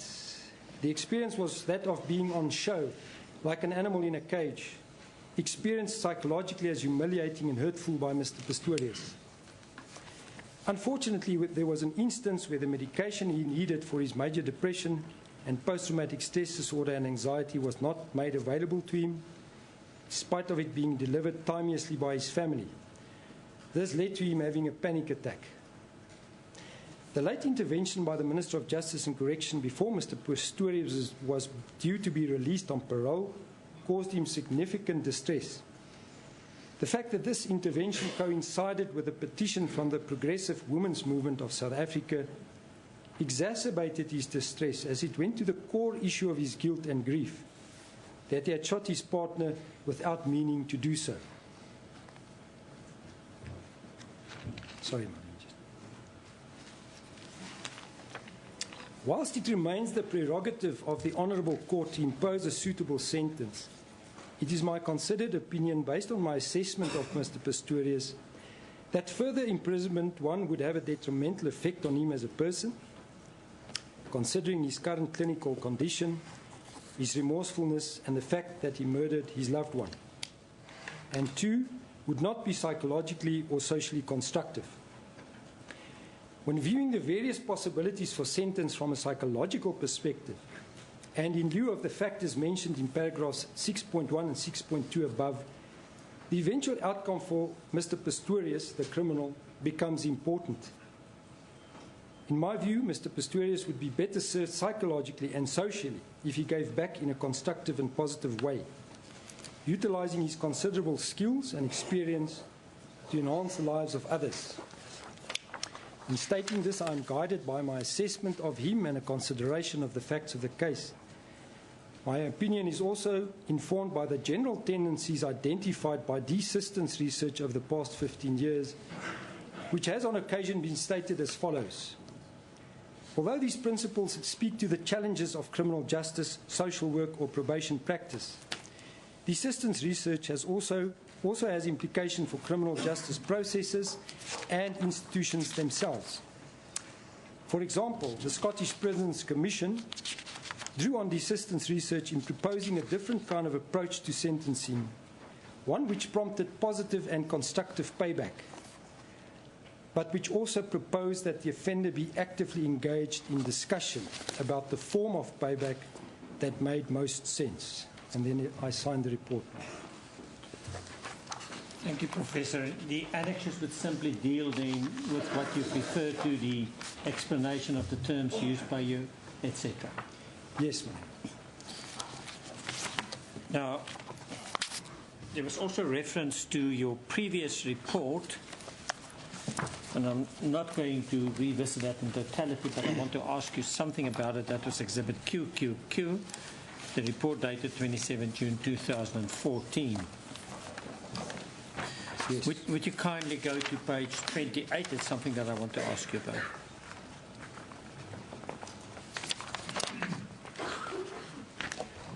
I'm there. You will see in the middle of the page, you talk about the two Oscars. That's correct. If you can explain that first. During my observation of him in 2014, my lady, I came to the conclusion that we had two Oscars here. The one was this super Olympian, this almost larger-than-life person who had been extremely successful and even physically tall when he was on his prosthesis. And the image of him portrayed in that sense was one that enforced respect from the community, and he had a great following because of that. So that was the one Oscar who seemed to be in charge and in control and achieving highly. The other Oscar was the one without his prosthesis, which I found to be a vulnerable, anxious man, extremely uncertain of himself when he was without his prosthesis, feeling extremely unsafe, not confident. So there was, to me, a clear difference between these two, I call it two Oscars, between these two people, one with the prosthesis, one without prosthesis. Now you have seen Oscar recently. Does he fall in any of the two categories? My lady, unfortunately, I feel his condition has worsened. So what I saw now was an Oscar. I don't want to talk about a third Oscar, but perhaps that would be accurate, that really almost has given up. His spirit seems broken. I know it's a late term, but clinically he has deteriorated. One has to prompt him to get some semblance of hope for the future. His functioning has deteriorated.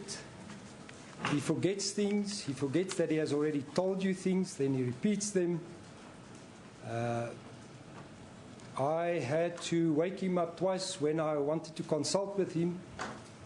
Then he had either forgotten or he was just too tired to get ready for the consultation. This departed from how he was in 2014. So as a clinical psychologist at this time, my opinion is that he's quite ill. He's got a severe condition. I would go as far as to say if he was my patient in private practice, I would admit him to hospital. And that's the Oscar we see now. Lady, I see it's 11:10. It's just one aspect I want to clear that might save time. If I can ask for a 5-minute early adjournment. You want the excuse me, the adjournment now? Yes, lady.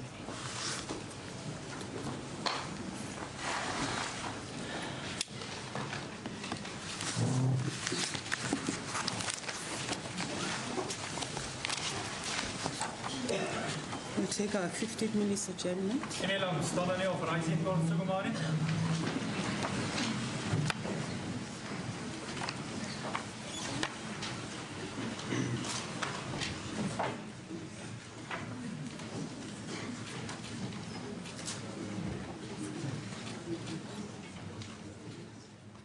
Well, there you have it. The court case has begun. That, of course, the state is currently arguing for the minimum sentence of 15 years to be imposed on Oscar Pistorius for murdering his girlfriend, Reva Steenkamp, in February 2013.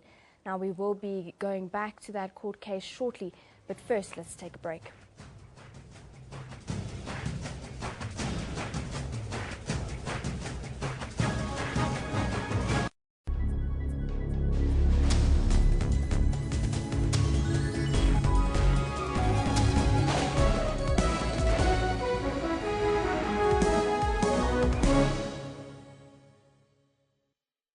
Are celebrating this Junjunji thing like a festival. What has happened to us? I'm an African man. I don't celebrate death.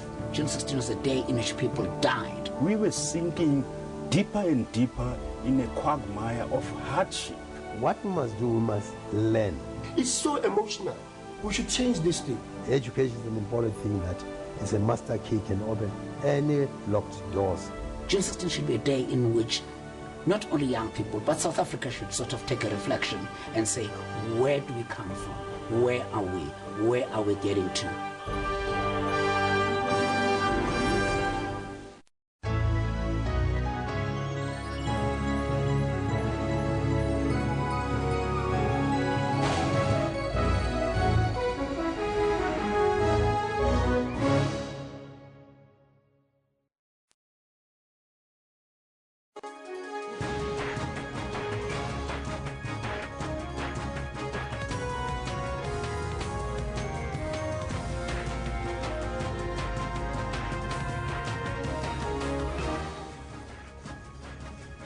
A very warm welcome to you if you've just tuned in. This is Newsroom on SABC News, Channel 404. A very warm welcome to you. We are broadcasting live from our Auckland Park studios in Johannesburg to the rest of the African continent. I'm Renee Vest and I'll be with you until 12 o'clock. We are also streaming live on our YouTube channel with the entire show available on our YouTube channel. Today we are focusing on the Oscar Pistorius trial. And we, of course, are asking you, what do you think would be an appropriate sentence for Oscar Pistorius? Send us your comments to our Twitter handle at SABC Newsroom or send us your views on our Facebook page. But let's take a look at the news-making headlines this hour.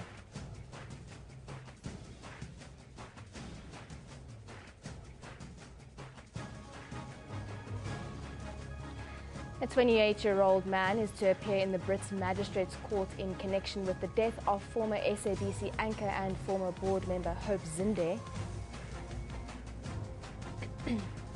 The state is currently arguing for the minimum sentence of 15 years to be imposed on Oscar Pistorius for murdering Rita Steenkamp. And people across the United States hold vigils in honor of victims of a gay nightclub massacre that left 50 people dead in Orlando, Florida.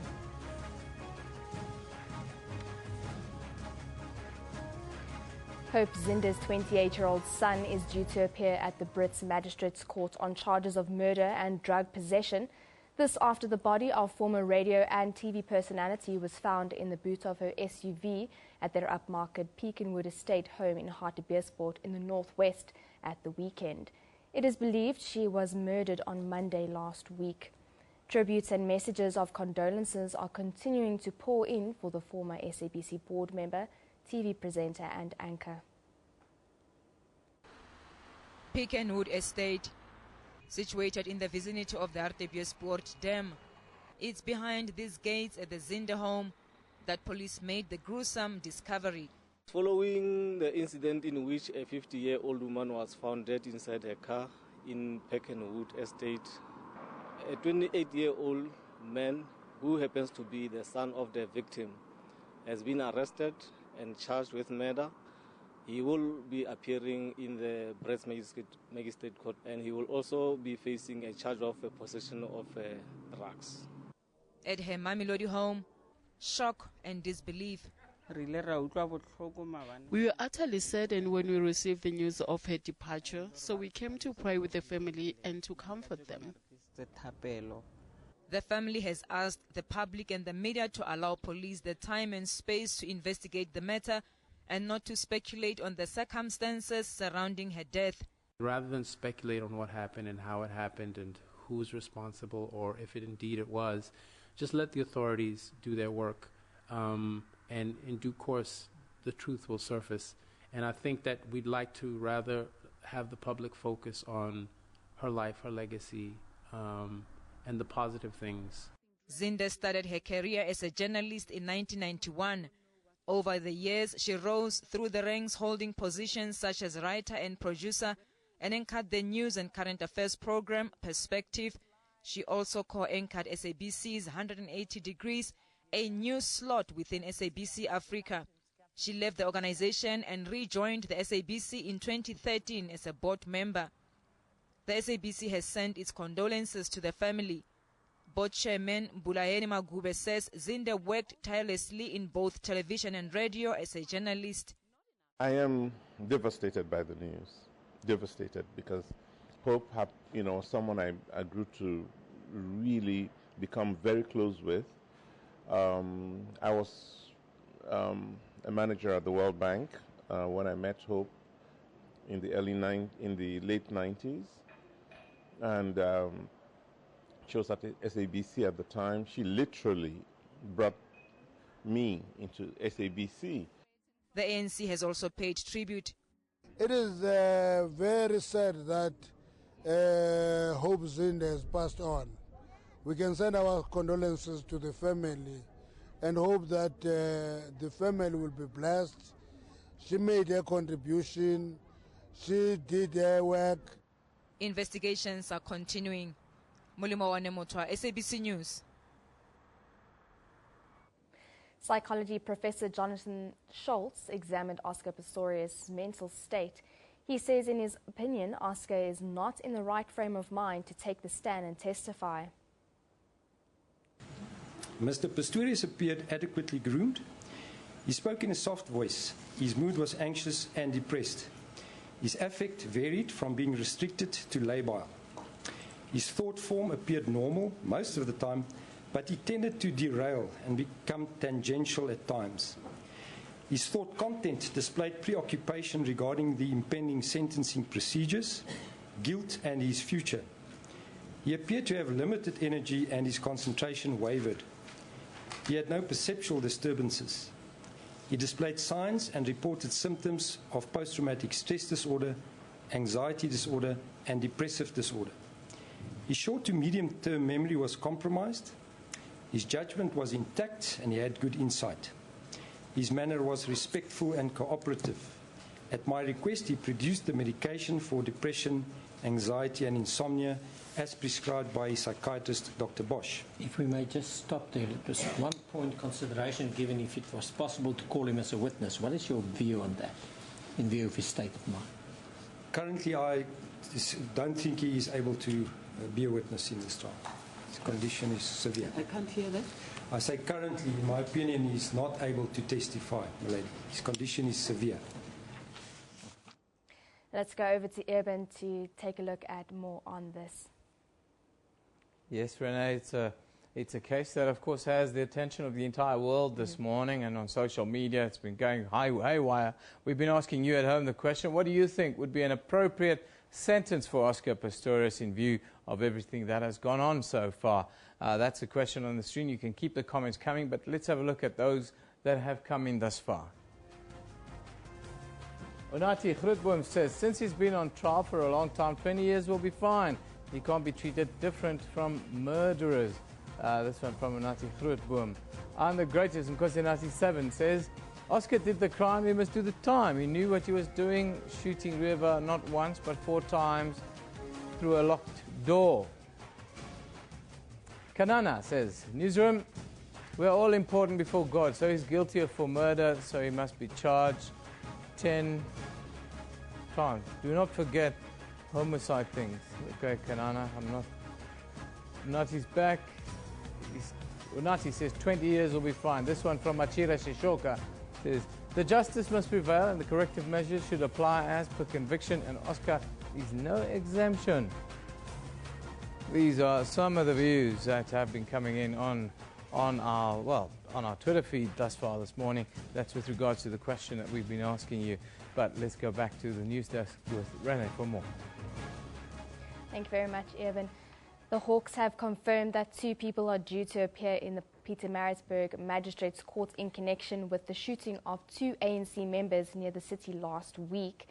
The ANC members had been on their way home from a branch meeting in Mbali when they were attacked and shot. One woman died at the scene and the other passed away in hospital. The shooting was met with widespread concern over increasing political instability in KwaZulu-Natal just 2 months before the August local government election. COSATU has given management of the Lily mine near Barberton in Mpumalanga 3 days to retrieve the bodies of 3 trapped mine workers or face protests. The miners have been trapped since the beginning of February. Union members marched to the mine yesterday to hand over a memorandum of grievances. The 3 mine workers were working in a container underground when part of the mine collapsed due to a sinkhole. 50 people were killed yesterday in the deadliest mass shooting in United States history.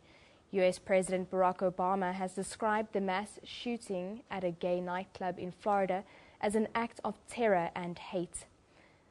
ISIS has claimed responsibility for the attack. The FBI has identified the gunman as a US citizen, 29-year-old Omar Mateen. It says before the shooting, in a call to emergency services, he'd stated his allegiance to the IS. The FBI has acknowledged that they became aware of Mateen 3 years ago. They say he made inflammatory comments to co-workers, alleging possible terrorist ties. Ultimately, the FBI was unable to verify the substance of the comments and the investigation was closed. Meanwhile, US President Barack Obama says Americans will stand united and not give in to fear or turn against each other. It's the 15th time he's had to address the nation following a mass killing. Today, as Americans, we grieve the brutal murder, a horrific massacre of dozens of innocent people. We pray for their families who are grasping for answers with broken hearts. We stand with the people of Orlando who have endured a terrible attack on their city. Although it's still early in the investigation, we know enough to say that this was an act of terror and an act of hate. And as Americans, we are united in grief, in outrage, and in resolve to defend our people. Well, that is your top news for this hour, but we will be taking a short break. Stay tuned for more news after this.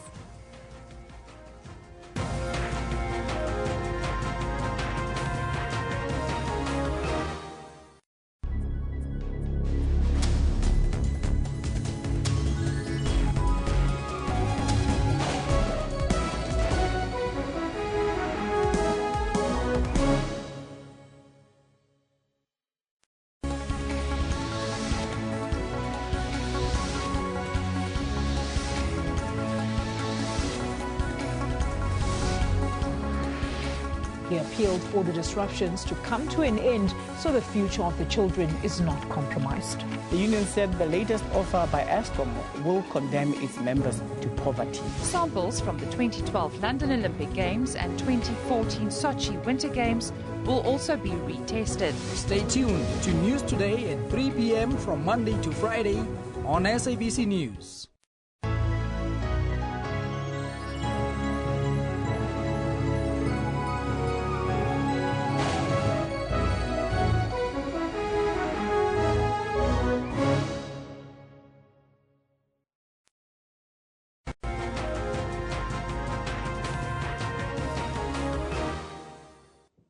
Welcome back. Time for us to take a more regional focus for the news now. Now, the countdown to the 40th anniversary of the 1976 Soweto uprisings has entered the final week. The Northern Cape Provincial Youth Summit held in Uppington over the weekend and at the Tol Spelman Civic Hall has also just come to an end. It's also part of the province's activities to both commemorate Youth Month and the 1976 Soweto uprising. The Northern Cape has one of the highest youth unemployment rates in the country, with around 45% of young people in the province jobless. SABC reporter Ulrich Hendricks attended the summit. Hi, good morning and welcome to Uppington. We're at the Tol Spelman Civic Centre at Progress, where the youth conference is underway. Hundreds of young people from around the province, all 5 districts of the Northern Cape, have converged here to talk about issues affecting them. That include unemployment, and then as well access to education, among others. But to talk to us a bit more about this, we have the Northern Cape Premier, Sylvia Lucas. Good morning, Premier. Good morning, Ulrich, and good morning to your viewers. The current economic climate that we are in, our minds are again shedding jobs, and that really dealt a blow in terms of your efforts to create employment, especially for the youth. It is definitely a big challenge for us, because currently we actually need to be very innovative to ensure that we can accommodate our young people. But I must say, in many instances, what I have actually observed, especially yesterday in the interactive session, because we had different panels that spoke about opportunities that exist within the government and also within the private sector and so on. So what I have observed is that in many instances, our young people have got one major issue, and that is that they don't have access to information. They don't have access to opportunities. But in many instances, there is also a perception of young people that it is not worth their while to study further because there is just no opportunities for them. Fortunately, we could arrange this summit where we are in a position to show young people that there are many opportunities. It is just that how do we coordinate the approach, and how do we coordinate the access to these opportunities that actually does exist. So unfortunately, it is a fact that we have shared jobs in the mining sector, and many of our young people have been trained in the mines and so on. But also the effects of the drought is something that we cannot really discard if we speak about what is impacting on youth unemployment, especially in our province. But I think if we come together and we speak together and we also show young people how they can actually create opportunities for themselves also to become employers instead of working for employment to be created for themselves, we can also address the issues, but also with the stakeholders and the partners that we have been here yesterday, that actually there is a new world that is actually opening for especially these young people that are here so that they can see. But one thing that all research have shown us is that the young people of the Northern Cape need to access further education and training, especially tertiary education, more, because we don't have we actually have less than 10% of our young people that are studying further that are from the Northern Cape. And those that are actually, in some instances, having the necessary qualifications, they don't necessarily seek opportunities within the province. They usually go somewhere to find other opportunities. So it is actually a basket of issues that need to be coordinated and it need to be addressed. And one of the things that the young people have, and also our profile that we have done through the research done by social development, that we have found is that we will have to see how we centralize or how we create a desk where young people can actually approach that desk, and from there they can make sure from a central level the issues that are facing them are being addressed.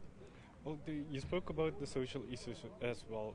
Drugs and alcohol, a big problem in the Northern Cape. It has been for a couple of years. What new can we see that's going to come from this conference to arrest that? Interestingly enough, young people are raising this as an issue. So what we actually had to do is to show them that they are actually the solution to this issue that they are, because they raise the issue of crime and they raise the issue of drug and substance abuse as an issue for them as young people. So what we actually could do is to show them how they can get involved to actually address this issue, because it's not someone else's problem. It is our problem, it's a societal issue, and young people are part and parcel of society. So it is actually also giving us an opportunity to change the outlook of young people in terms of this kind of issues that are happening, like for instance drug and substance abuse and criminality, things that they from themselves say they experience as an issue. So if you experience this as an issue, what is your contribution for us to address that? And it's definitely a major issue even for themselves, because they also realize that that is taking away from themselves as young people opportunities, taking away the dignity of themselves and so on, their image and so on. So they realize that there is an issue. So how do we address the issue? So fortunately we also have a commission on social cohesion, and also we are not only looking at the economic issues, we are also looking at health, we are also looking at education, but we are also looking at how do we create opportunities, but we are also looking at social cohesion, which means we can also from themselves hear what they can do to actually make sure that we have a more cohesive society where we address the social ills. And then, Premier, of course, the young people that we spoke to say that, well, they appreciate the summit that you've arranged. Getting after this, getting what has been decided or what has been decided in the various groups, to get it actually into government as government policy, as government programs. And they're saying there is the discontent of it. That is why I've said one thing that came up all the time is that how do we coordinate the process from here? And that is now our responsibility as the Office of the Premier to make sure that we create mechanisms so that we can begin to address this issue, and also make sure that not only in government but also in the private sector and with our other players that are stakeholders that are part and parcel of, to make sure that we actually bring solutions. We are going to make sure that we bring in machinery that can make sure that we coordinate the process from here so that the resolutions that are implementable can be implemented. And those that are not, we can go back to the young people to say, but in this instance, this is not implementable. Let us sit together and work out an approach how we are going to implement this ones. Thank you very much, Premier. That's the Premier of the Northern Cape, Sylvia Lucas, talking about what the provincial government is basically doing to bring about or how they're addressing the issues facing the youth at the moment. Well, to get a young person's perspective, we are joined by the ANC Youth League's Neo Maneng. Neo, the Premier just said that they are looking at implementing the various decisions taken here. That was one of your big issues that you had. Yeah, thank you. For the mere fact that the Premier managed and honored her promise to us that she will convene a youth summit, clearly indicate that she's committed in developing young people in the province. And we appreciate it as a province, as the ANC Youth League in the province, that we have a Premier who has got the interest of young people at heart. And you'll Well, we apologize that we have to leave that interview right there. But the big story today, of course, Oscar Pistorius sentencing procedures on in the North Gauteng High Court. They've just come back from a break. Let's go straight to Gerrie Nel. It's very important. But it's manageable. It's manageable. Good. You know, the incident with Colonel Van Aert was so bad that council phoned later to apologize. You accept that, right? Except that, my lady, we have instances of people with PTSD that go way beyond the normal controls of behavior. It's a part of the condition.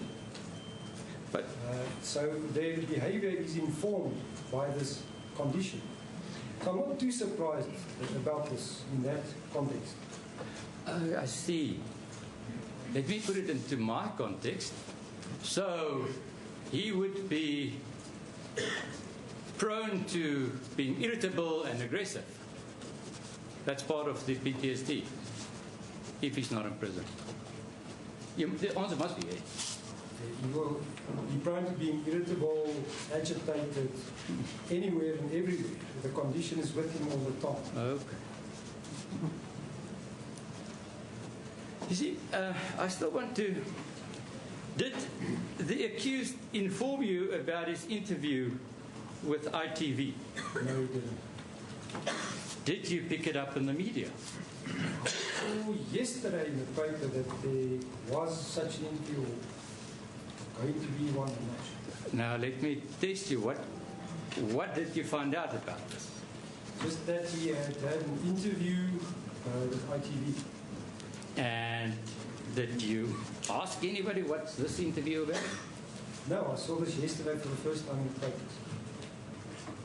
If I tell you that what I've read in the papers is that he's given a version of the events, would you be surprised? No, I won't be surprised. So you would rather give it to the TV than to court? I suppose he feels he has given his version to courts and been tested on it already. You see, I'm jumping, but let me just go for whichever answer you give. You discussed the two judgments with the accused, am I right? Yes, I would have. Okay. Now, you would have seen the one thing that stands out in both judgments is that the accused was a poor witness and that there's no acceptable version before court. I saw that he was a poor witness, yes. And did you discuss it with him? No, I didn't. I see. But then you have to accept that both the appeal court and this court said, well, let me rather tell you what the appeal court said. The appeal court said, one really does not know what his explanation is for having fired the fatal shots. You've read that. Did you discuss it with him? No. One does just not know his true explanation for firing the weapon. Did you discuss it with him? No. You see, why I find this strange, but I have to do the third. And he never offered an acceptable explanation for having done so. You've not discussed that with him.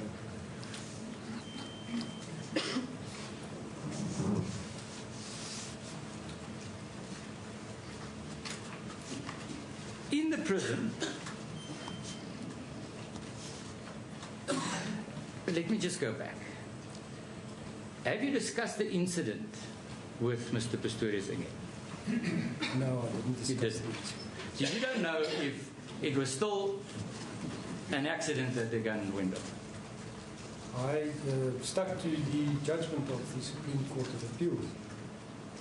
That's why I felt I did not have to discuss it with him again. I know what you think. I'm asking you. Yes. You did not discuss the fact with him that it could still be an accident. No, I didn't. See. Why? Because there's a judgment. It, in my view, did not matter anymore what he thought about it. But mattered what the court said. You see, but you at length deal with remorse, yes. His understanding of what happened. Did you discuss that with him? I discussed his insight into his part of the incident to see if that part of his criminogenic need was addressed. I see. And I acknowledge the criminogenic need of the accused. But let us just go one step further and ask you that, having been in courts, having testified, you know what the courts would expect of remorse. Yes. You do? What? There must be evidence from the offender's behavior that points to remorse. Like I said in my report, I found that in the initial judgment already. It was found after we found the deceased, how he acted. I remember Dr. Stipp's evidence was accepted as what he saw there was a man that was severely distressed, trying to save her. But it goes to be other actions, like reaching out to the family, understanding that they had paid, what he had caused them. But isn't the main thing acknowledging what you did? Being truthful about what you did. Yes. Truthful to yourself and truthful to the world. Yes. And he hasn't. I wouldn't say he hasn't. He has said he accepts that he took her life. You see, there's a difference as far as remorse is concerned. I accept I took her life and I murdered her. There's a difference. You agree with that? Well, it is now about which words we're using. Did he say he murdered her or killed her or took her life? I'm just saying that his disposition and his thoughts were he killed her. He took her life. That's why I will argue that it can never be true remorse. It can be, I'm sorry for myself. I took her life. That could be, isn't it? In that instance, it would be strange, my lady, in the sense, one looked at him holistically and clinically, his condition, to then say he does not have remorse. I can't bring the two pictures together in my mind. If we are saying his condition and how he has deteriorated the past 2 years is only because he's feeling sorry for himself, I can't clinically substantiate that. But you see, again, have you had access to the dosage of medication that was prescribed whilst he was in custody? I had access to the medication he's now using. Okay, but let's go. You, Mr. Professor, you said that he's deteriorated the last 2 years. Yes. Okay. Now I'm saying for one of those last 2 years, he was in prison. Yes. Have you had access to the medication that he took during that time? He gave me the names of the medication, but I could not confirm it. It's just what he said. Do you have any indication of the dosage of the medication? No, I don't. Do you have any indication if it was increased, the amount of tablets he had to take? Since when? Whilst he was in custody. No, I don't. See. Now, whilst I'm dealing with this, have you had any access to correctional service documentation pertaining to the accused incarceration there? Yes, in the sense that I had the reports on the courses he did and the other documents I mentioned earlier on, the pre-sentencing plan, and those kinds of documents. Recommendations to the parole board, those kinds. Any indication about all his temper tantrums? The one report by Ms. Bayi, the counseling psychologist, mentioned temper tantrums, verbal aggression. Did you discuss it with him? Yes, I did. Now, did he tell you that he got so agitated in talking to Sister Mashabane that he banged the table in her presence? I'm not sure what period that would have been. When was this? When he was in the first month, the second month? No, in January. It's in January of 2015. Yes, so you didn't discuss that incident. But let me then tell you about it, because you made lots of recommendations. He got so upset with Sister Mashabane that he approached her in the office. He was shaking and he banged the table. Do you know anything about that? No, I don't.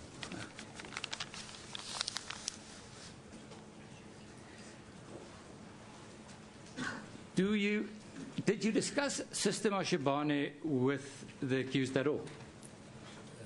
No, I didn't. Were you in court when Mr. Pistorius walked in this morning? I didn't see him walk in. Were you in court when he walked towards where he's sitting now? No, I didn't see that. Now, I'm going to tell you what happened, and if you can. Mr. Pistorius walked past all the correction service people, greeted them by hand, except Sister Mashabane. Did you see that? I didn't see that. Do you know that Mr. Pistorius was in prison, was allowed to see a psychologist? Yes, I do. You know that he was allowed to see... apologies, Madeleine. I want to rephrase the question. Do you know who Dr. Eunice van Wyk is? No, I don't. You have no idea who Eunice van Wyk is? No, I haven't. Do you know which doctor visited Mr. Pistorius in prison? No, I only know of his psychotherapist that visited him, Dr. Watson. So you never asked him if he had access to his private doctor? No, I didn't.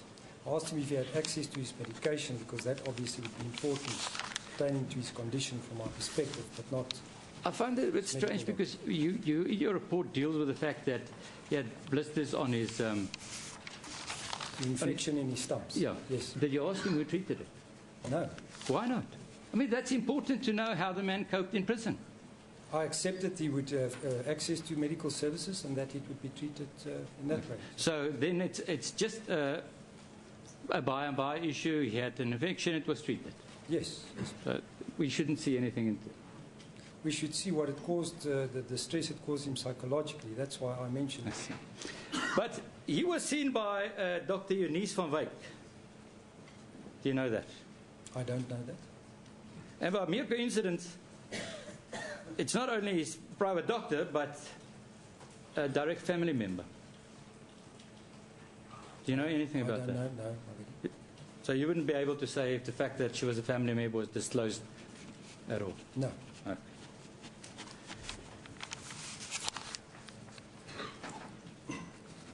Apart from the two people you had access to, as far as correctional service is concerned, Mr. Lehoko yes. and Ms. Bai. Yes. You saw nobody else? I didn't see Ms. Bai, I just read her report. Oh, you just read her report. I saw Mr. Lehoko. Mr. Lehoko is a junior official in the department that arranges the interventions and things. Yes, I saw his signature on some of his reports, and that's why it was important to me to talk to him, so that he could convey to me how Mr. Pistorius handled himself with these courses that he did there. And he actually told me that he saw Mr. Pistorius almost every day. You said that you gave evidence that the family of the deceased has forgiven Mr. Pistorius. Yes, ma'am. How do you know that?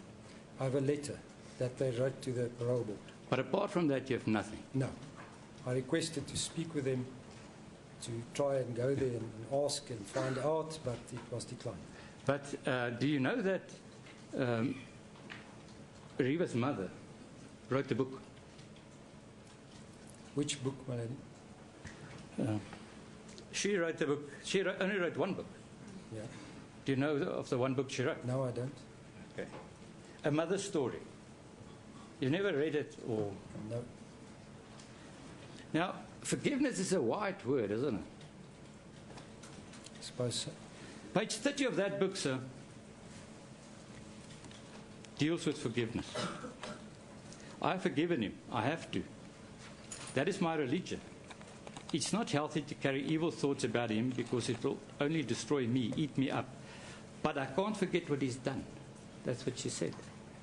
She's forgiven him for her sake, not for his sake. Do you understand that? Yes, I think that is what forgiveness is. For her sake, not for his sake. It is how we get over the pain that she must be feeling.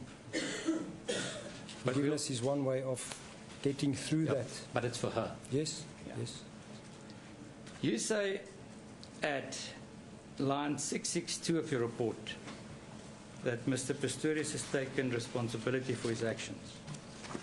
Yes. 662 of Exhibit SA. Yes, my lady. Line 662. Do you have that, sir? I have it in front of me.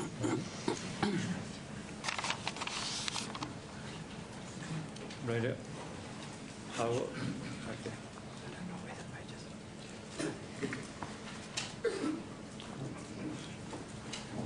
The actions that he took responsibility for is what? I killed Riva. That's all. He never. He could have killed her with a gun accidentally. Went off, like he's testified. No, he conveyed to me that he killed her. He took her life, and he shouldn't have. That is what he conveyed to me. Oh, let me just see that. So he said he'd fired intention.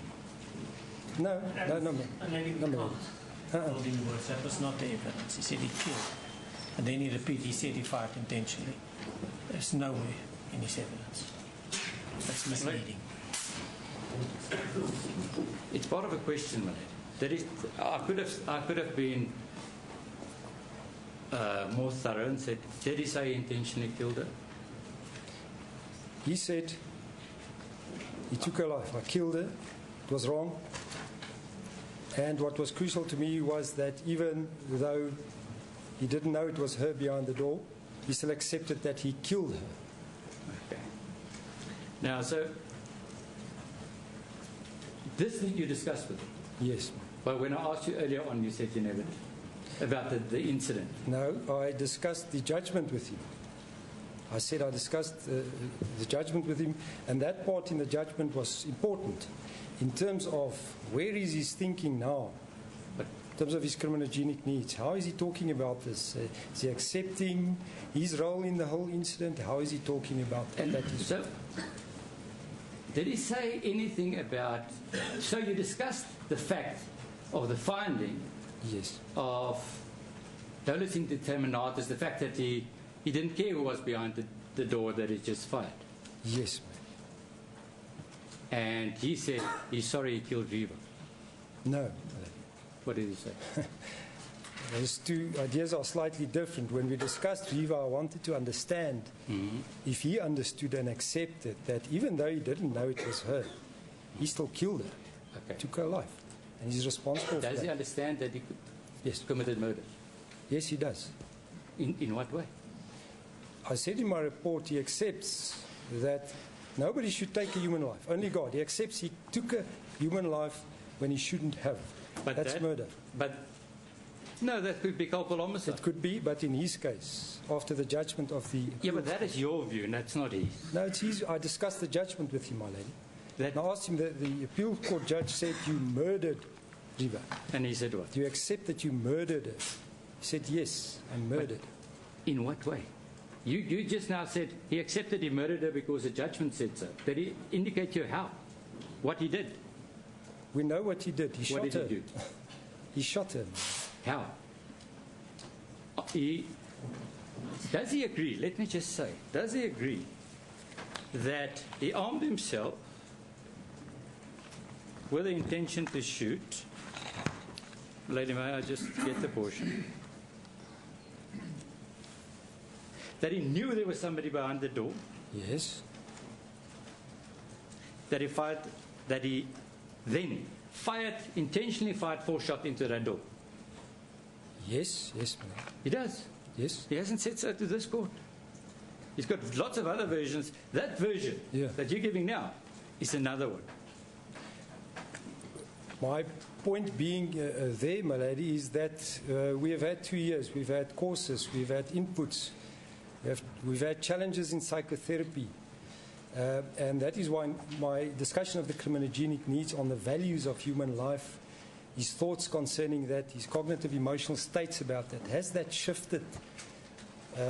Now what I'm seeing now is what I'm reporting now. Then it would be a departure from that time, yes, I suppose. Yeah, but you see, but then we must perhaps accept that he has grown or has moved. Or we can accept that he's just given another version.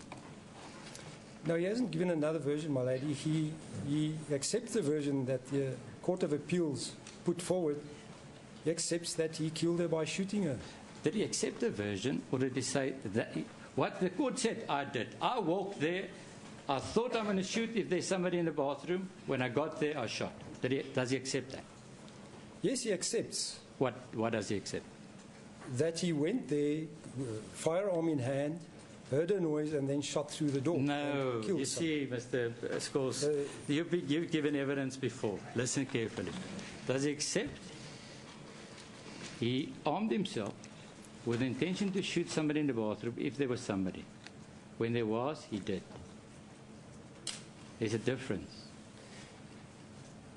I did not discuss that part of the version with him in terms of his initial intention when he picked up the firearm. That, in my view, was sorted by both the judgments. I wanted to understand if at this time this man sees what he did, if he accepts responsibility for it, if he understands that he killed her in spite of not knowing that it was her, that it was murder, and that it was wrong. But the one thing you said 3 times, he killed a loved one without intending to. Yes. So what are you saying? He never intended to kill her? That's correct. Not that he never intended to kill a person? That's correct. So he intended to kill a person, just not her? He didn't know it was her, yes. Is that your view? That's my understanding of the appeal court's judgment, that they said he killed a person not knowing it was Riva. That is what I'm saying. Mr. Scholes, if it was anybody else that hasn't given evidence in court on so many times, I would have accepted this. Listen to the question. You said he killed a loved one without intending to. Yes. Okay. Does he accept that he intended to kill another person? That's correct. He intended to kill another person. Now we go back to the version. He went there and was frightened and anxious, heard a noise and shot. It was then found that he intended to kill. My lady, these are perhaps now legal nuances that I don't understand properly, but this is my understanding. Let me just ask you, in your discussions with Mr. Pistorius, because I would like to have an answer. Yes. Did he admit that he intentionally fired towards somebody? He described it to me as he heard a noise and he shot at the door, fearing that his life was in danger. Yeah. Yes. That version we have. Yes. I heard a noise, I shot at the door. That we have. Yes. I'm asking a different question. Yes. Did he? And just the answer is yes or no. Yeah. Did he indicate to you that he intended to shoot through the door at the person? Lady, if I may intervene, I'm sorry, but we're now very technical because I can also discuss this for half an hour. It's dolus and then Charles. The way it's put as dolus directors. He leaves out the lower aim, not aiming chest high, and just takes one sentence, and that sentence that he deals with encapsulates the dolus directors. And that's unfair to this witness. Let him put to the witness that the real finding was something different, and that is that he foresaw the possibility and reconciled him, not that he had direct intention to shoot the person behind the door. It's put very differently, and I think it must be corrected. As a court pleases, my lady, I'm not arguing the judgment with this witness. I'm asking him about his interview with Mr. Pistorius. Now, he could say anything that even outside the scope of the judgment, and that would be important. So, my lady, I'm not arguing with this person about the details and the technicality. I'm cross-examining this witness in relation to his interview. That's all. Mr. Pistorius could have said anything. Yes. But he asked the question, did he intentionally kill? Then put it properly. Say, did he tell you that he foresaw the possibility and he reconciled him with that possibility, notwithstanding that he was not shooting chest high? That should be the question, but it's put as one proposition that he intentionally killed the person. And that's those directives, that's never the finding, and that's misleading. My understanding is that he wants to know what was discussed in the interview. Yes, that is so. Never mind what the judgment said. That is so, but then he can't put it in that way, as if that was the finding. Okay. That's the difficulty that I have. Lady, with the utmost respect, I never did. I never put a finding to this witness. I said, did Mr. Pistorius indicate to you that he intentionally shot at the person in the bathroom? That's it. I never discussed the judgment, but now we've had lots of argument, and it will be interesting to see what the answer would be now. I'll allow it. Just okay. proceed, Let me ask you the question. After all this argument, did Mr. Pistorius indicate to you that he intentionally shot at the door knowing there was a person in the bathroom? Yes, if you put it that way, he did. He did. He understands now, my current assessment, that that is exactly what he did. You see, that's a different, that's his first admission through you. It might be, my lady. And I'm not accepting that because I would have liked to test it. Why, just 1 minute. Why do you say you're not accepting it? You don't have to accept it. I don't. Yes, no, I don't have to. You don't have to. Yeah. Yes. In cross-examining a witness, I'm saying that, may I put it properly? And if I still transgress, the court will. I put to you that that's the first version of him intentionally shooting at the person that we've had in this court. And I would have liked to test it for him, to give it to himself, not through you. Because I think that he perhaps intended more. Therefore, I cannot, I want to move away from the word accept, but the best you can do is another version by Mr. Pistorius. Do you understand? Good. Yes. Now, let us deal with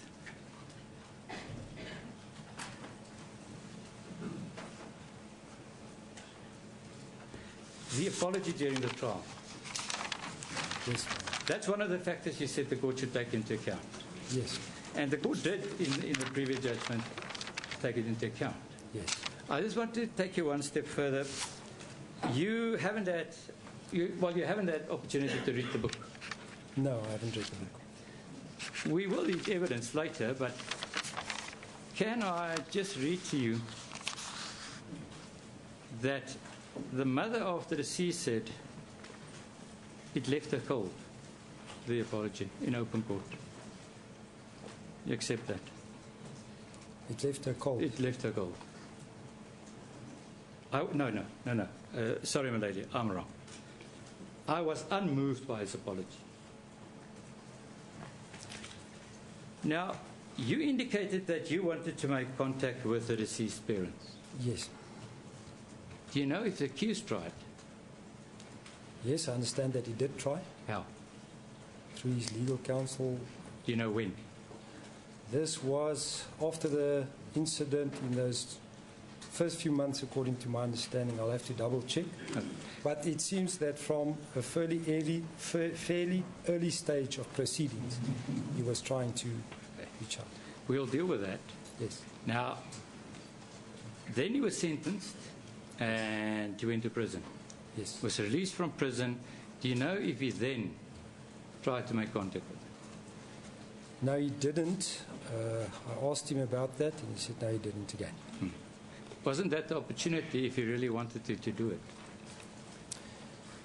It might have been. He felt at that point, he explained to me that he would perhaps do this at a later stage. I think at that point he might have thought he would be testifying in this hearing. I don't know. But he said But you say he might. What you're saying is you're speculating. You're giving your own version. That's what he said. No, he said he might do it at a later stage, but not at that. But not the reason why. The reason why that you might testify, that's coming from you. Yes, that's what I'm thinking. I wanted. Yes. So, but please let us just deal with being a professional and things you heard. And now, as a professional psychologist, I make assumptions when people tell me things. It's part of our work. We try and understand why is it that they might possibly say this. That's all I mean by that. Now, do you know that, in fact, there was a letter written to the legal team of the Steenkamp family? Do you know that? By whom? By Mr. Pistorius' legal people. Yes. When was that? I'll have to check. I can help you. In April. Only in April. Just before, in preparation for sentence, they wanted to meet. You know that? Yes. But your explanation for not having done so earlier is he said he will do it later. Yes. You see, you volunteered the evidence about the money that was paid over. Yes. What do you know about the money that was paid over? The 6,500 rand per month. Yeah. Only that he had been paying that since directly after the incident for about 17 months. That then stopped, and that he doesn't want it back. Do you know that?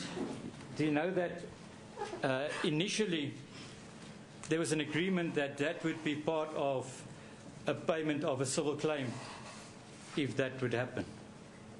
No, I understood there was another discussion about the possibility of a civil claim, and that a different amount, a once-off amount, was involved. I know.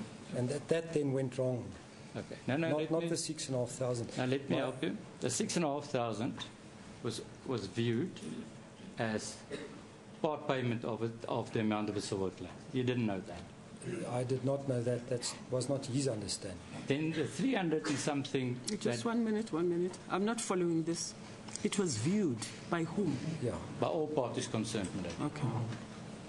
I'm putting it that strongly. By all parties concerned. All right.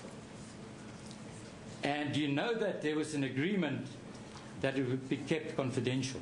No, I don't. You don't? No. And that it then came out in the trial from the accused side against the confidentiality. Yeah, I don't know that. Agreement. Okay.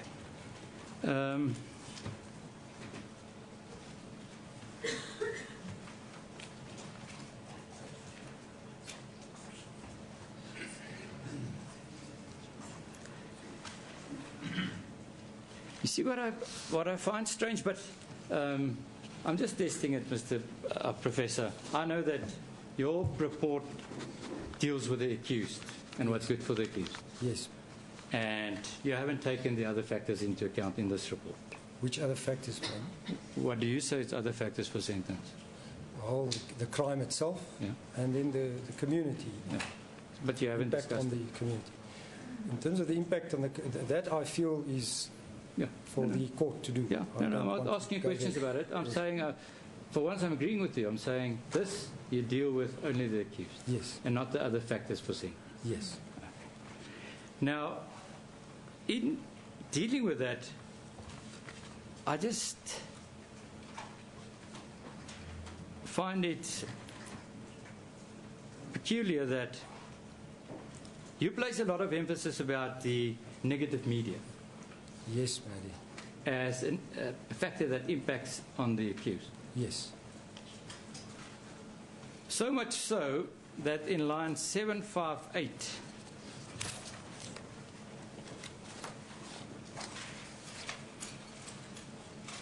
yes, you even indicate that his children may in future search the internet and read negative reports of the trial. Yes, ma'am. But you never dealt with him explaining that to his children. Don't you think the fact that his father murdered somebody is more detrimental than negative reports? And why do you stick with negative reports? We were discussing his future, and I wanted to get a sense from him how he saw that future, positives and negatives. This came out as one of the big negatives, Malady, that because of who he is and because of all the media attention that this trial has caused, it is possible, and one only needs to look on the internet. The graphic images are unfortunately there. So it's possible, he said, if I should ever have children, I'm quite worried. What if they just Google and they see these graphic images of what their father did? So he mentioned that as a concern for his future. Now let's deal with the views you had or recommendations, things that the court should take into account as far as his time in prison is concerned. Now that starts with 764.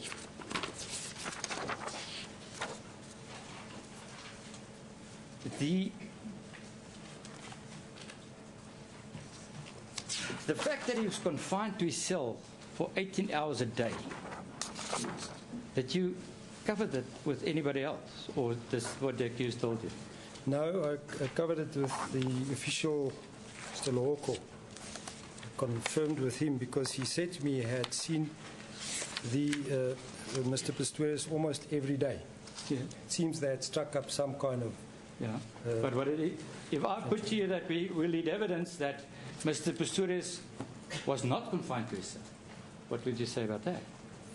Look, he explained to me it wasn't every day all the time. There were instances where he was allowed more freedom, but in my understanding they were minimal. Okay, wait. So we have to then, he was confined to his cell for at least 18 hours per day, some days. Can we change your report to say some days? Most days. That's my understanding. But yes. Let us just do what you want. Most days. Yes. Were you ever there at the cells where Mr. Pistorius was? No, I didn't go there. Now, if I put to you that Mr. Pistorius had his cell where he was kept in, what you described as 6 square meter in size, was open during the day. He could move in the section where he was kept. What would you say about that? I understand that, Baladi. His fear, however, of coming to some harm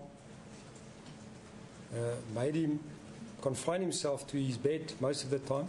And my understanding was not that that door from his cell to the other section was open so often as is now being put. I had the understanding that he was confined to his cell, that little area, most of the time. Okay. And I put it to you that, you see, I have to deal with your answers.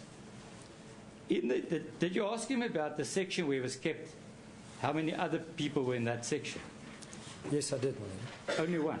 Yes. That was Mr. Kretcher? Yes. Okay. So, in his section, there was he had no fear of harm, or was he fearful of Mr. Kretcher?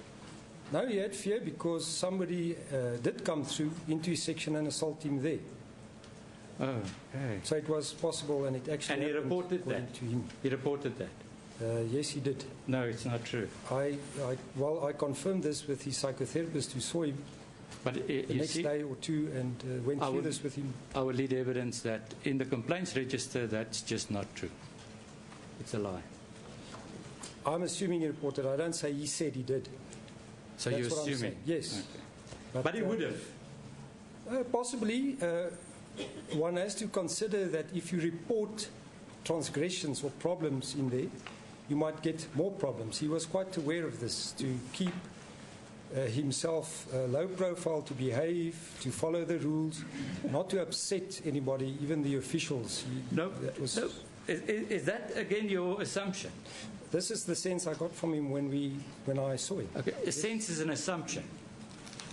Yeah, it's partly assumption, but it's an understanding. Okay, but I am in possession of the complaints register. He complained about anything. He was open to complain, and he did so often. What do you say about that? I don't know what he then complained about. Perhaps the instances were different in intensity. It's a different thing to say I've been assaulted by somebody who shouldn't have come into my section versus I don't have soap or whatever. That's I don't know what the other complaints were about. But let us just then deal with, if the gate to the section, if that gate was locked, he could move around in his section without fear. Yes, if it was locked. And because the only other person was Mr. Critcher with him. Yes. And he had access to Mr. Critcher. He could talk to him. Yes. So he wasn't in solitary confinement, as you want to explain. I go towards solitary confinement because my understanding was that he was confined to that 6 meter square cell for most of the time. That is what I know. He was isolated. Well, if that's not true, then solitary confinement should not even be a factor that we take into account. Suppose it now depends on the definition and the area, how big it is, how much contact. My understanding was that he had contact with some of the officials on a daily basis, and then with whoever was next to him, because it wasn't always only Mr. Critcher. And he had access to an open area where he could play ball or just be outside. You know that? That, my understanding, was extremely limited. There was a specific courtyard that he could go to, but again, he felt fearful. Something might happen to him there. He did go there once or twice, as I understand, but not again. And it was the small concrete courtyard, not the bigger area. Okay, so I just want to test what the accused said to you. He said to you he had access to the open courtyard once or twice. Yeah, on occasion. I don't know, I want to put a number to it. I said once or twice on occasion. No, you see, I'm testing you on your evidence. And I want to write that down. So let me write down what you want to say. He had access to the courtyard once or twice. On occasion. On occasion. What does that mean? I don't know how many times specifically. Whenever he wanted to, what will you say about that? No, that was not my understanding. Oh. But can you deny that? No, I can't. Okay. So you cannot, let us start.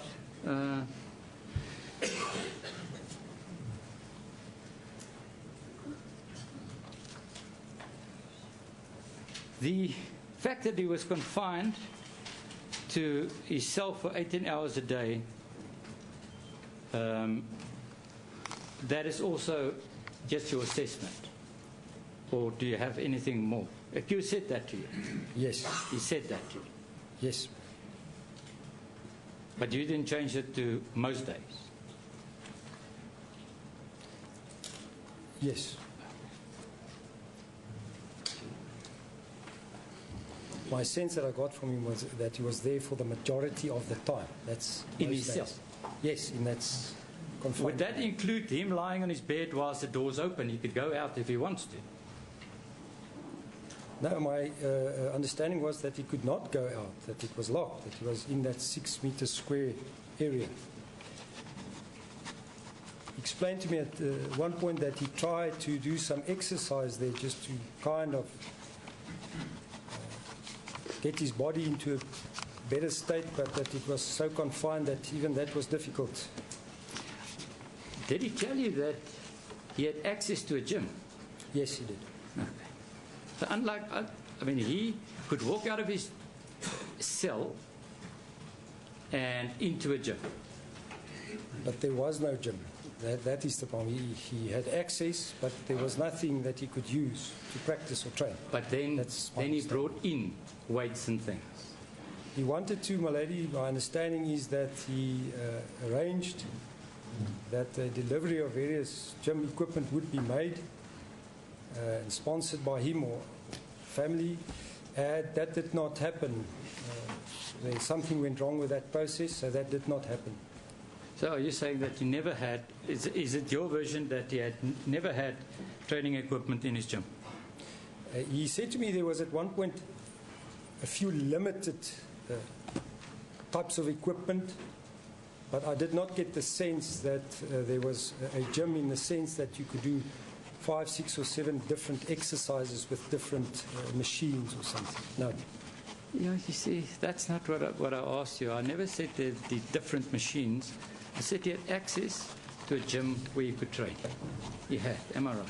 The concept of a gym in my mind, my lady, is a gym. So there are various instruments, different types of activities you can do in a gym.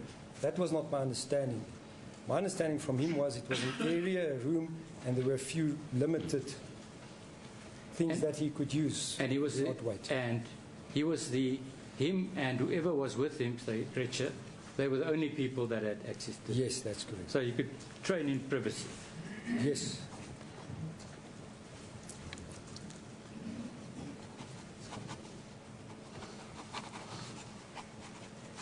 Now,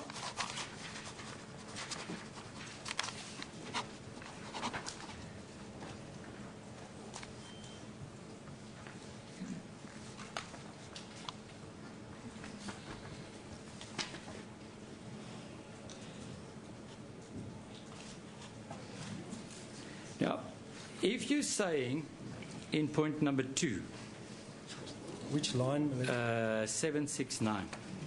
Sorry, 769. We're still dealing with. Yes. Oh, yes. Can you explain the word "finding the man" at hung himself? He saw the man. That next morning did not happen. That's impossible to have happened and did not happen. Is that what the accused said to you? Explained, yes, that he saw him. Did he explain? Just, you see, I will lead evidence regarding this, but where did he see? Did he explain that to you? He explained to me that he was hanging in a doorway and that people were walking past this body, even moving it to the side to get past for quite a period of time. I don't remember if it was 30 minutes or before it was removed. That is what he explained to me. And he saw it all? He saw the person hanging, yes. That did not happen. But perhaps if Mr. Pistorius was here, he could have testified to that.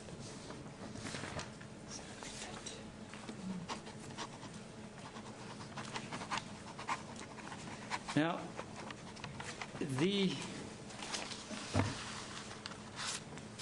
dramatic way in which I read 789 to 792 is that the warders would just bring people there to look at him. There were such instances, yes. Let us just, were such instances. Did he indicate how many, how frequently? He only mentioned to me 2 instances specifically, and the warden was accompanied perhaps by 2 or 3 other people. One instance was after hours. He still explained to me how they put on the lights, they could see him. But you know, do you have any experience of prison and conditions? Yes, I do, mate. Do you have experience that health inspectors and lots of other inspectors would visit prison and prisoners? I don't have experience of that. But you know it happens. So. I assume it is so. Yeah, you assume it is so. No, that in fact happens. There will be visits by health inspectors and other inspectors of inmates, and they'll all be viewed by these people. It's not something that happened to this person alone. You cannot deny that. That is not the context in which he explained it to me, my lady. Context was that these were people, either family or friends, that were brought, and he was showed out. That is now Oscar. And his experience of it was that he was being viewed. Well, that is his view? Yes. Do you know of, you mentioned at 739,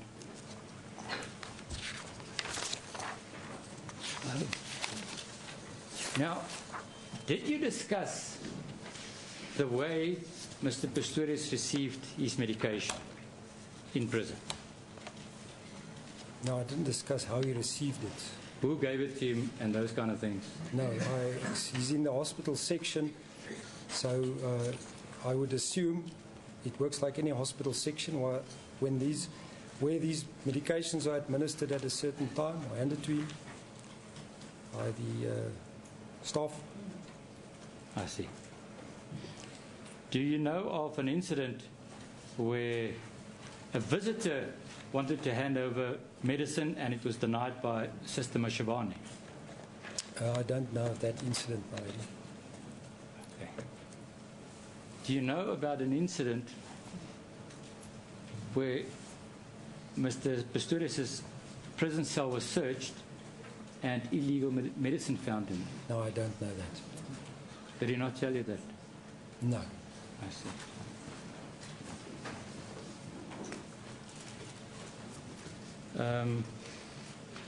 It happened, in fact, on the 19th of July, where there's an entry. Patient was found with 28 Molipaxum, 50 milligram, and 14.5 Cipralex, 20 milligram tablets in his possession during searching of his cell. Don't know about that. No, I don't. 19th of July when? What year? 2015, my lady. Thank you.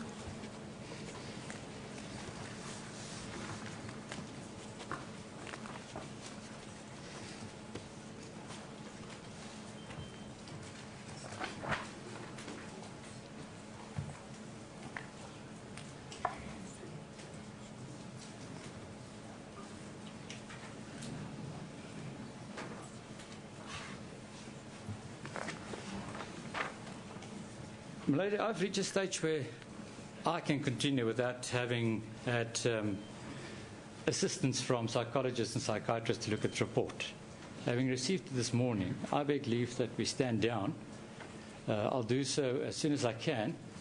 I would not have any objection if we carry on with other witnesses in the meantime, but if it's the court's view that I should do that, I would rather do that. But I need my experts just to look at the report.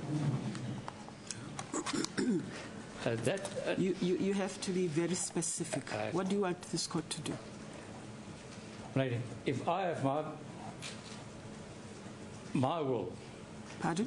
If I could say, my lady, I would say that perhaps we stand this witness down. If the defence would like to carry on with other witnesses, that we carry on tomorrow. If not, my lady, that I'll be granted.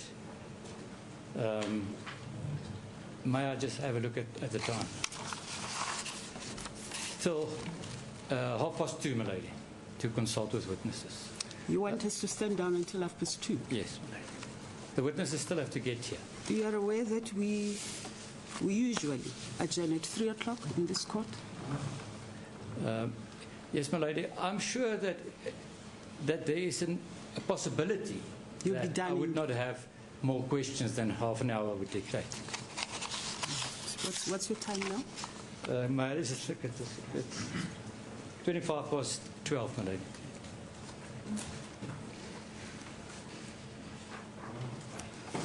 Is there any objection to us standing down? There's no objection to that time. Thank you very much. We'll adjourn until 2:30.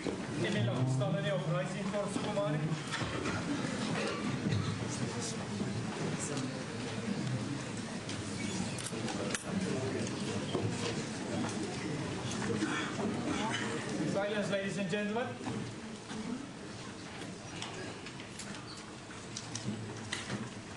Thank you.